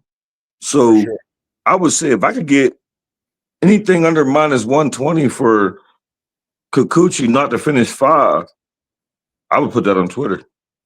Yeah, I like it. There's no way in hell he finishes 5. There's no way in hell. Stacks, I love this. I'm looking at not a chance. I'm looking at weighted runs created plus versus left-hand pitching since the beginning of this month. Again, 100 is above average, and that's what the Cubs are at versus left-hand pitching this month. A good offense. The Dodgers are 204.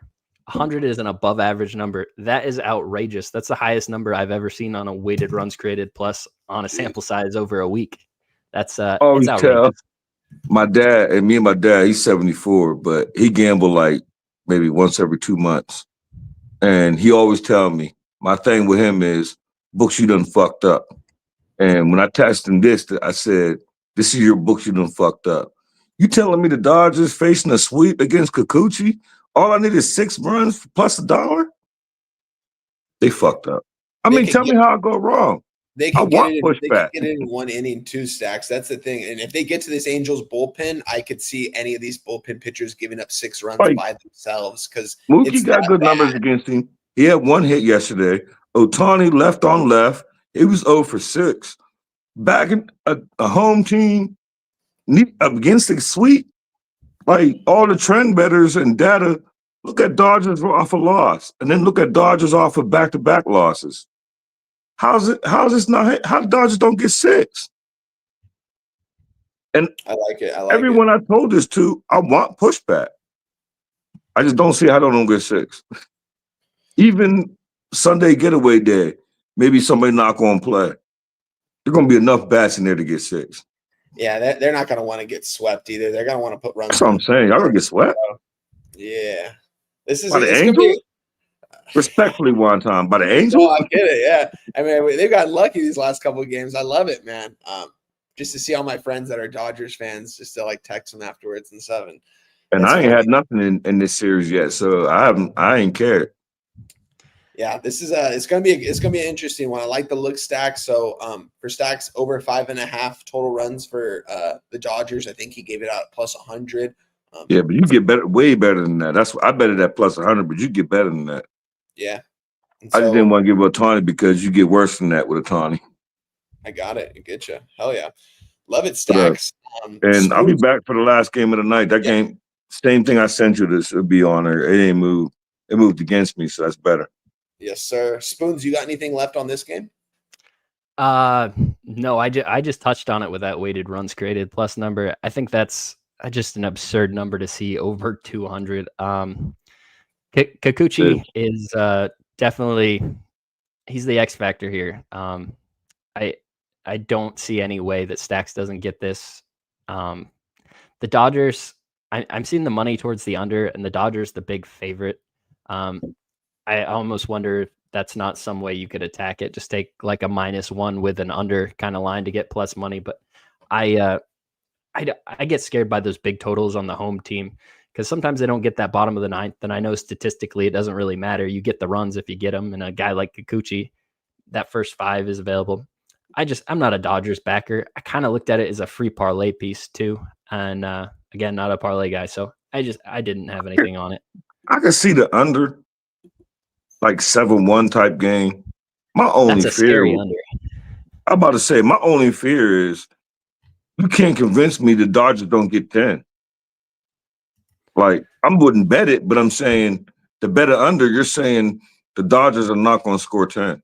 Especially, like I said, especially against this weak bullpen from the Angels. Like, there's no one in that pen, guys. Like, if you bet the under, you're going to need the Angels to end up with a donut. Yeah, these guys are mediocre. Like, these guys should not probably be in the big leagues. And I would just bet the Angels team under before I would bet the full game under. Yeah, I think it's 3.5 right now where we're sitting. Oh, yeah. Because if you bet the under, like, if you're betting the under, you're saying the Dodgers ain't getting 6. Angels team total right now under 3.5 -110. Yeah, it's and we're seeing the total right now, and we're seeing the total right now at 9, and we've seen a lot of runs scored between these two teams here. You said it's only -110? Yeah. Angels team total under 3.5 -110. Yep. How? Just peeking at the Dodgers bullpen, I see Kirby Yates just hit injury, and they're dealing with a lot of injuries across the board here. I think isolating their offense is probably a better way to attack this game. Just from seeing that, you start taking away all the names you trust. There's a reason you don't trust those other names, and they might show you why. Those Angels, the little brother, they would love so badly to come in here and sweep the Dodgers. I don't think it will happen, but sometimes when there's a will, there's a way, and it's a little scary. I mean, I don't care if the Angels win 7-6, as long as the Dodgers get 6. Exactly. I love that look, Stacks. Appreciate you, Stacks, my guy. I'll bring you back on here for the Sunday night baseball game where we're going to be going live here at 4 p.m. My guy Stacks. Yeah, I might stop in there for the last show. I got Jose sent me the link. I told him game time decision. Yes, sir. Yes, sir. We'd love to see you on screen. I won't be able to make it tonight, but I'm definitely going to be there on another Sunday night stream, probably next week. But I'm going to try to make it tonight. We'll see if I can. I don't think it's going to be a good night for me, but I remember appreciate as always, I Stacks. won both times, and I won money on both live streams. So I feel like I have to come. Like, just get to hang out with the boys, watch some sports, smoke up, talk a little you shit. know what I mean? Yeah, it's good times, good times. But yeah, I'll be Stacks, back for my guy. the Yankee game. Yes, sir. I'll see you in about 15 minutes. All right, Spoons, my guy. Great work by Stacks right there, as always. Let's go. We've got 3 games left, guys. We're about an hour and 40 minutes in. We're longer than last week's show, which is great. Giving you guys great information. If you guys love what we're doing, hit the like button, guys. Get in the chat. Let us know if there's any specific game or anything you want us to talk about at the end of the show that we didn't talk about. A prop, anything you guys want. But for now, we're going to go right to Colorado and Arizona. What a game that was yesterday, Spoons. What a game. Start this one off. Take it away. Absolutely nuts game. The amount of runs scored in that, wild. That's what I'm trying to do right now here is check the roof here at Chase Field in Arizona. I believe we will have a closed roof here for the matchup between Chase Dollander and Merrill Kelly.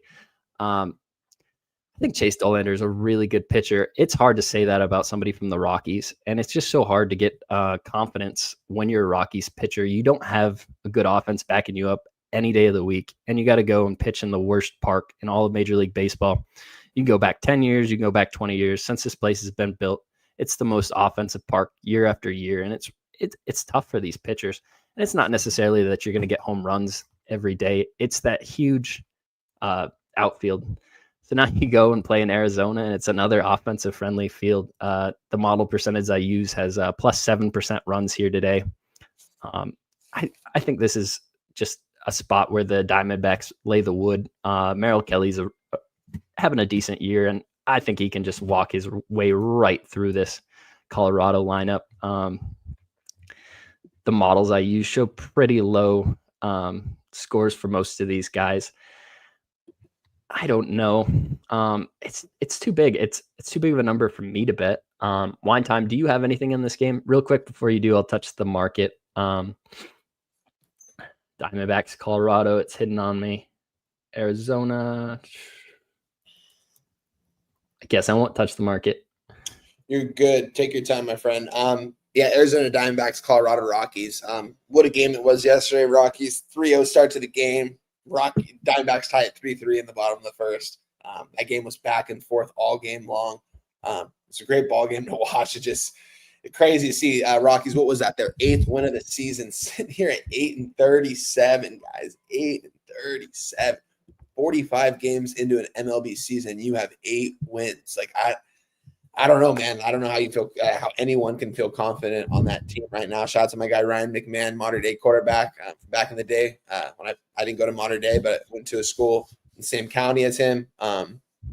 Love seeing him sign that big deal a couple years ago, but he needs to start getting going. You see my guy Sean Pulliam in the chat. Shout out to you, my guy. I got to meet him in San Antonio this last year.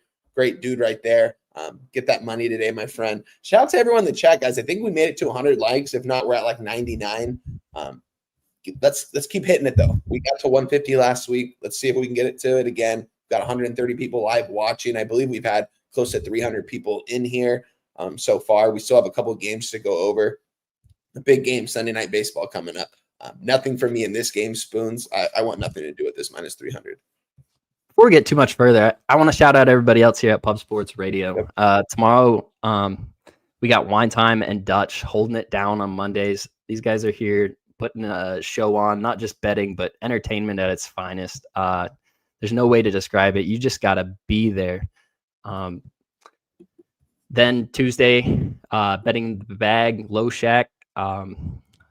Wednesday, you got Jimmy has all of his guests on. It's just an all-star lineup throughout the week there. Come into Saturday, obviously, Jose Bouquet with his morning show, and then the UFC guys. Even if you don't watch fighting, you don't get into it, get in there and tail picks. These guys are throwing just money out there every week, and it doesn't matter if you don't know what you're doing. It's fun to make money, and that's what they're here for. Tail them. If you don't know, let people that do know. And these guys here, they know what they're talking about. So yeah, shout out to everybody here at Pub Sports Radio. just a wonderful spot to be. Facts, man. Yeah, you just got to be there, my man. Yeah, shout out to everyone doing great things on the channel. We got Dutch, we got Dabby Cap hosting the Cape Monday every Monday, guys. I'm always in the chat. Can't always be in their chat on Mondays because it's one of my busier mornings of the week. But love watching everything they do over there. Tuesdays you got Low Shack in the bag. Wednesday you got Jimmy the bag. You got Spoons coming on there. You got Billy B, Jose. Thursday Spoons. Ian Babano, and then I'm on there Fridays with them every Friday, man. Love this community we have. Shout out to everyone in the chat that's here, man. We appreciate it, guys. Let's keep this going, man. We love doing this. There's not a lot of people doing this on Sunday mornings, breaking down the entire card. We only got a couple games left, so appreciate you guys for sticking around. And at the end, if there's any specific question you guys want to ask us, we'll get to that as well. But let's go right to a game we talked about. We touched on it earlier, Seattle, San Diego. It's been pretty one-way so far this series towards the Mariners. What do you think is going to happen here, Spoons? Yeah, you got Brian Wu versus Michael King. Brian Wu is a pitcher that has outperformed my expectations for him on the season, and Michael King on the other side is a guy that's pretty much living up to the bill. Earned his way through the Yankees bullpen and showed his ability to pitch in some really big spots. It's great to see him get a starting gig and to really excel with it. Some of these guys that earn their way out of bullpens, it's impressive to watch what they do over the next few seasons. And I could only back the Padres here. I was staring down a -1 Padres. Brian Wu is a guy that, while he's been successful, there's been a lot of circumstances where he leaves the ducks on the pond. He gets out of it. And one thing the Mariners pitching staff has done is try to keep him at home. They try to keep him out of hitters' environments. And you can't hide yourself from a hitter's environment versus this Padres lineup. There's a lot of guys 1 through 9 that can knock you around. And he's not playing at his home park today. I think this is only a Padres spot, but I just know too many cappers on the other side of this that feel the other way. And when I don't have a huge lean and a guy like Brian Wu who's just beat me multiple times this season, I don't really feel the conviction that I need to move on it, especially when I see 74% of the tickets and 86% of the money on the Padres. Makes it feel like it's a really square spot to be. I see 62% of the tickets on the under and 90% of the money on the under, and the line has not moved down very much. Actually, I see it moving up just using the juice, but I think that's probably just a sign that I don't need to be involved with this game. I like our guys that have already come before us. Wu's a really good pitcher. I've been wrong about that at this point in the season, but sometimes I think a baseball game comes down to about 5 pitches, and a pitch that gets called a ball and not a strike can put a guy on, and then a pitch that hangs, curveball that gets fouled off, all of a sudden goes straight, and now you gave up 4 runs that you didn't give up before, and your ARA looks a lot different. So those 5 pitches just matter so much. I think this Padres lineup can get to those 5 pitches that Wu's been able to get away with before to this point. I'm not moving on it. I'm off it. I will not. This is not a game I'm even thinking about live betting or anything like that. But what you got, Wine Time? I mean, Spoons, I've already got more action I said I was going to when I came on the show. And this is another game. It should be a good game. Interesting game between both these teams. I don't know if the Padres are going to start maybe negative regression. We saw them take 2 out of 3 from the Angels. Not very convincingly, though. It looked like the Angels were pretty much in control of 80% of that series. Just later in those games, the Padres took over. And now Padres, they've lost the last 2 straight to a Mariners team that's fighting for wins here. You know what I mean? This is a team. I don't like this Mariners team by any means. I haven't liked this Mariners team. I don't like them here.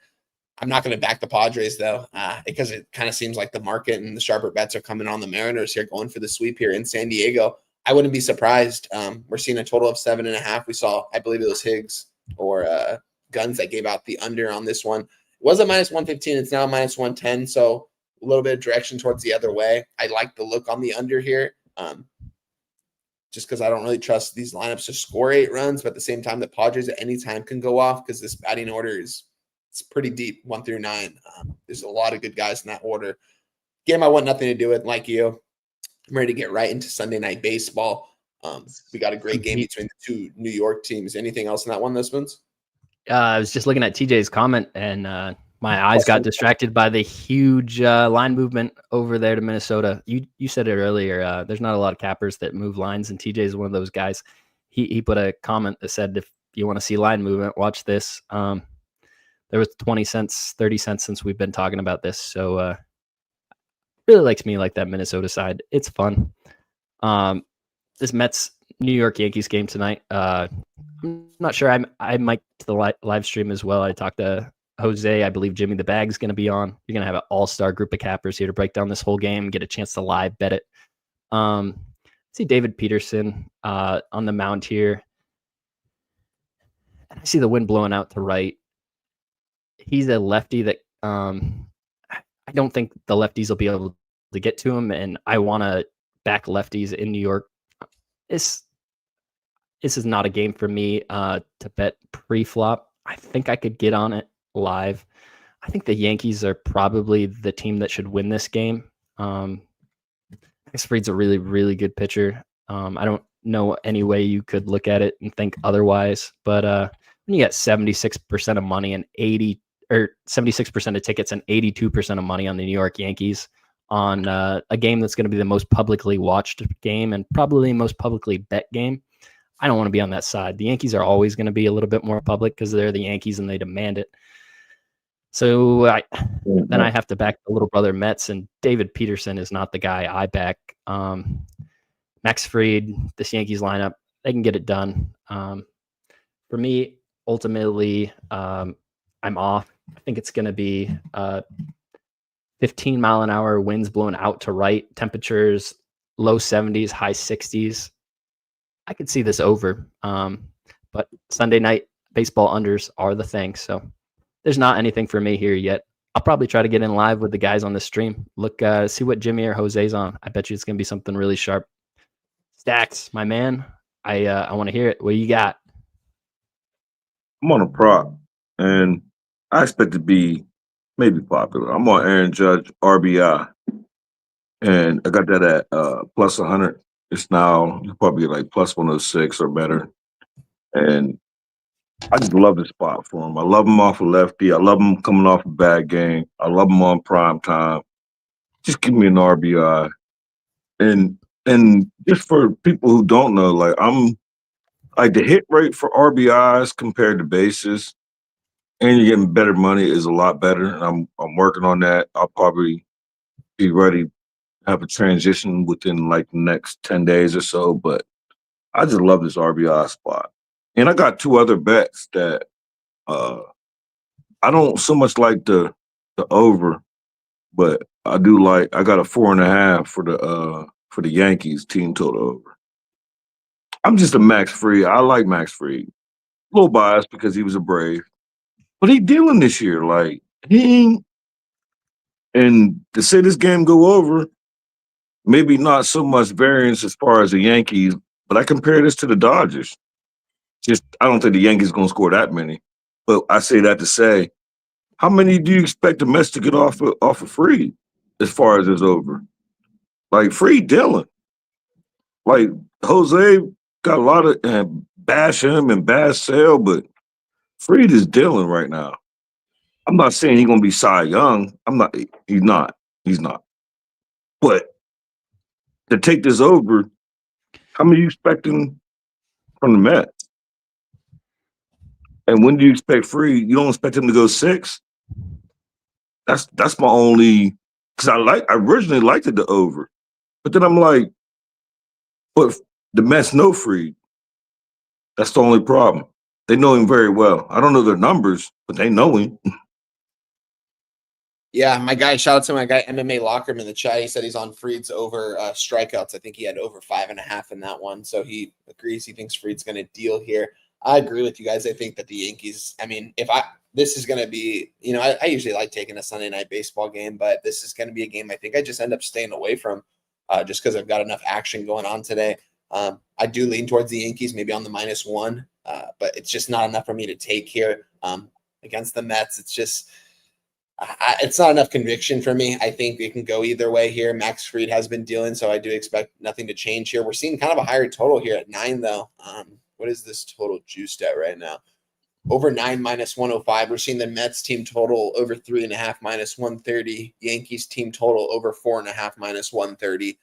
Makes me think there might actually be some runs scored, maybe by the Yankees, though, not the Mets. But the only thing with that is the reason why that's 130, and I'm not talking about sharps or nobody else. I just think about a lot of the public bettors. They're not, if they're betting under, they're not taking in consideration that Max Fried is Atlanta Brave. Atlanta Brave is in this division.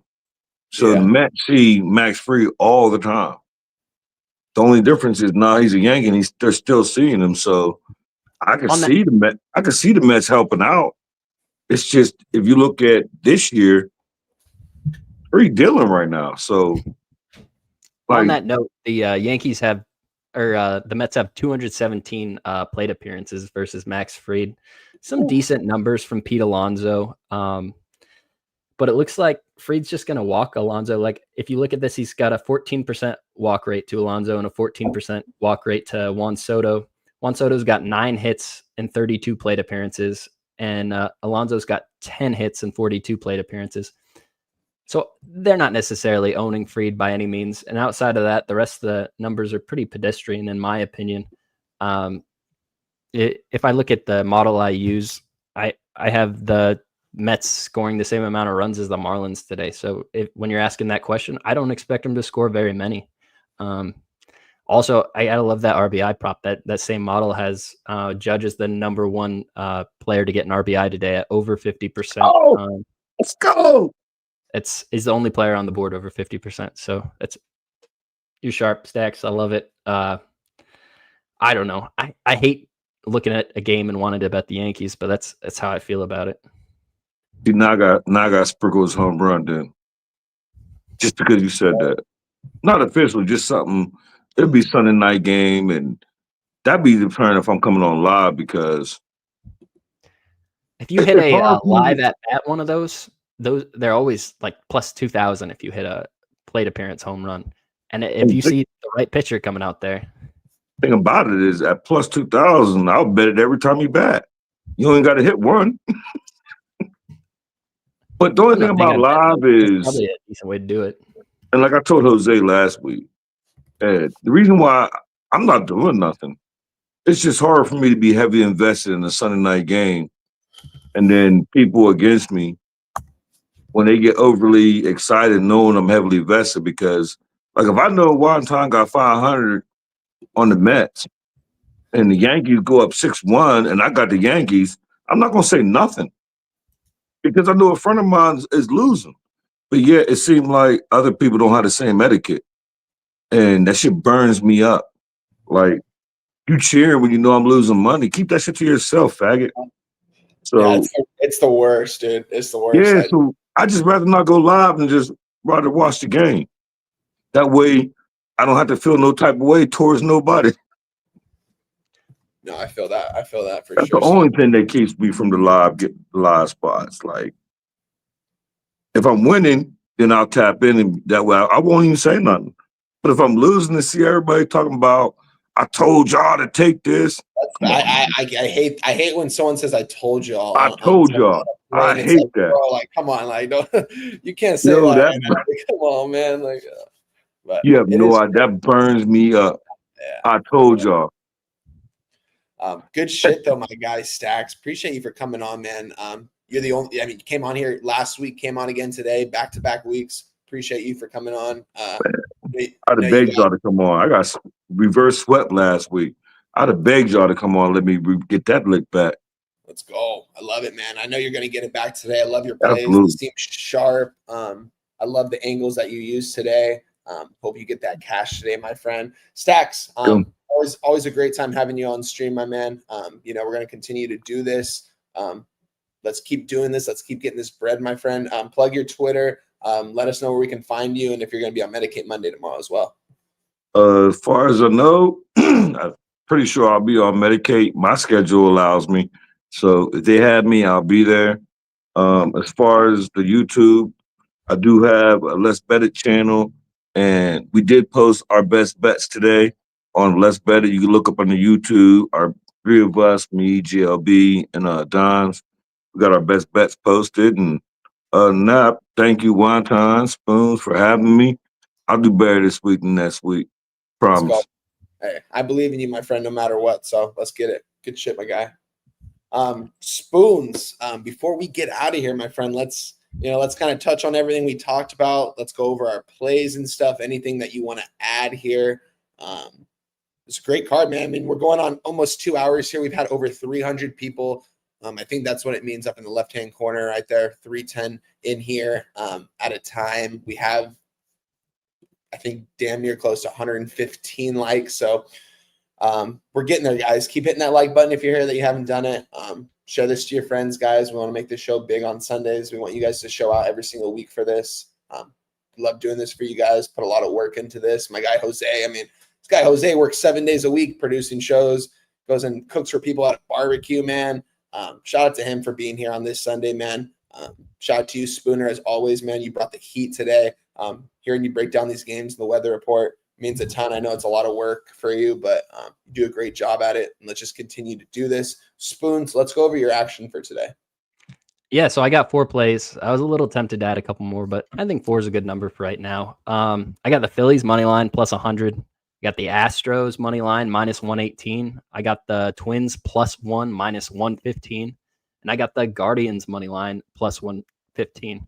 The Twins +1 was minus 115, and the Guardians was plus 115, to be clear there. I really like these plays. Going through the market, nothing's keeping me off. I'm really excited about it. I want to keep growing this show, like you were just saying. There's not that many channels doing this on Sunday, so any chance we have get to grow this, it gets passed along to all of our other shows. And the great work that Jimmy the Bag, the Dutch Boy, that all these guys are putting in every week, Billy Briz, the more eyes we get on it, the more it's going to continue to spread. And just showing it to one friend, somebody that you know that bets, that maybe doesn't necessarily get on YouTube that much, show him the show. It doesn't have to be this one. Show him Jimmy's show. If you got a buddy that likes to get into the dab, smoke the weed, bring him into Medicate Monday. There's so many ways to introduce them and just get more eyes on this. We, as a community, the more it grows, the better it will be for everybody. And I think this is a great show we had here today. I think last week went really well. I think we hit all the games, talked about really important things that I wanted to get at.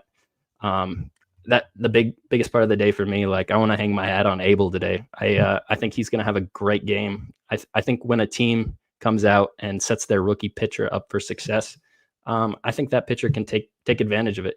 There's no pressure on him. He's going to go back to the minor leagues after this, and he gets to show everybody he can pitch just as well as Paul Skeens. I'm really excited to see if that comes through. I'm having a blast back in rookie pitchers. Gunnar Hoglund days coming right up for the Athletics. Just book that first 5 money line Athletics. It will happen. I don't know. I think it was a great show. Wine time. What do you got down official for the day? Yeah, man, I left off my home run play of the day, as Saturated likes to call it, the dong. Plus 330, I believe. I got on Kerry Carpenter home run. He's the leadoff hitter for the Tigers here today. Really think that's got a good shot to hit. Last week, I was kind of going back and forth between Kyle Schwarber and Jackson Merrill, and Merrill ended up getting scratched from the lineup, and Schwarber went deep, and I took the wrong guy. But hopefully we got the right guy this week. All right, take it away one time.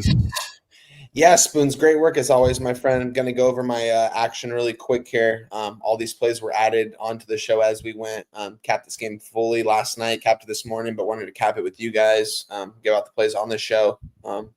Brought on some people that, I don't usually get to share the screen with a lot of the time, so that was awesome. Bring on Sean Higgs, bring on Guns Picks. Stacks, as always, my guy. Thanks for always coming, Stacks. He's always dedicated, always on time, and he's always delivers the heat, so I appreciate that.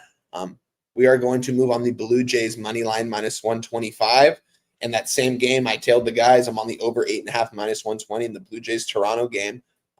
Also on the Cardinals money line minus 110. We are also going to move on the Cubs game under 7.5 minus 120. Twins money line. We got plus 130. It's down to a plus 110 now, right now, guys. Or not plus 120. Some crazy line movement. TJ called it. It happened. Let's continue to see that line movement towards us. Love to see that. And let me double check. I I'm think looking at that a -114 or a +114 on my book right now. wow, that's crazy. That's crazy, man. Let me double check and see what it is at mine. I gotta check now after hearing that. Minnesota Twins +122. Offshores and legal books have a different relationship with For how they sure. take money movement. I think we're going to start to see the legal books kind of do what the offshores do. Last night, I was looking at some interesting stuff between that Houston and Texas game. TJ's talking about that over right now. I was looking at 75% of the tickets on legal books coming in on Houston and 80% of the tickets coming in on offshore books on Texas. And really weird split when you're just going through the books and seeing that. It doesn't really make sense. There's a little bit difference, a price on the line, and the offshores had the better price. I think the books get the tickets that they want to get. They set the lines there for a reason, and I think those offshore books are sharper. I was one of the reasons I didn't mention that I actually went on Houston for. I think those offshore books are more experienced at this, and they know what's going on a little bit better. Yeah, man. And shout out to my guy TC. He said TC, great job with the likes. 116. Great work, guys, as always. Let's continue to get up there. I know there's going to be a couple of people that wake up here over on the West Coast that probably watch the playback. Watch the playback if you haven't watched it, guys. This was a great show, man. I thought last week was a great show, but I think today was even better. And I think that's what's just going to happen going forward. We're going to get better every single week for you guys. Keep showing out for us, man. We're going to post all of our action. We're going to have our records here posted in the next couple of weeks as well. And yeah, we're just going to continue to do this, guys, deliver for you guys. We love doing this, man. It's mostly for you guys to come on here and give you guys our action, give you guys our angles and what we want to talk about. So we love it. Angels, let's go get that sweep today. And Cubs, go get that sweep today. Shout out to my guy Jose on the 1s and 2s. Shout out to my guy Morgan Spooner, Sean Higgs, Guns Picks, Stacks, Dabby Cab. He had a little bit of a power outage today, so he couldn't make it. But he'll be with us next week. And let's let you those bookmakers, guys. It's Sunday. Let's go. Be ready for the live stream tonight, 3:30 p.m. over here on the West Coast, 6:30 over there on the East Coast. Yankees, Mets. My guy Jose is going to be live. Jimmy the Bag's going to be live. They're going to have all kinds of special guests. Me and Spooner might be there. We will see. But shout out to you guys. Let's get this cash and let's let you those bookmakers. Let's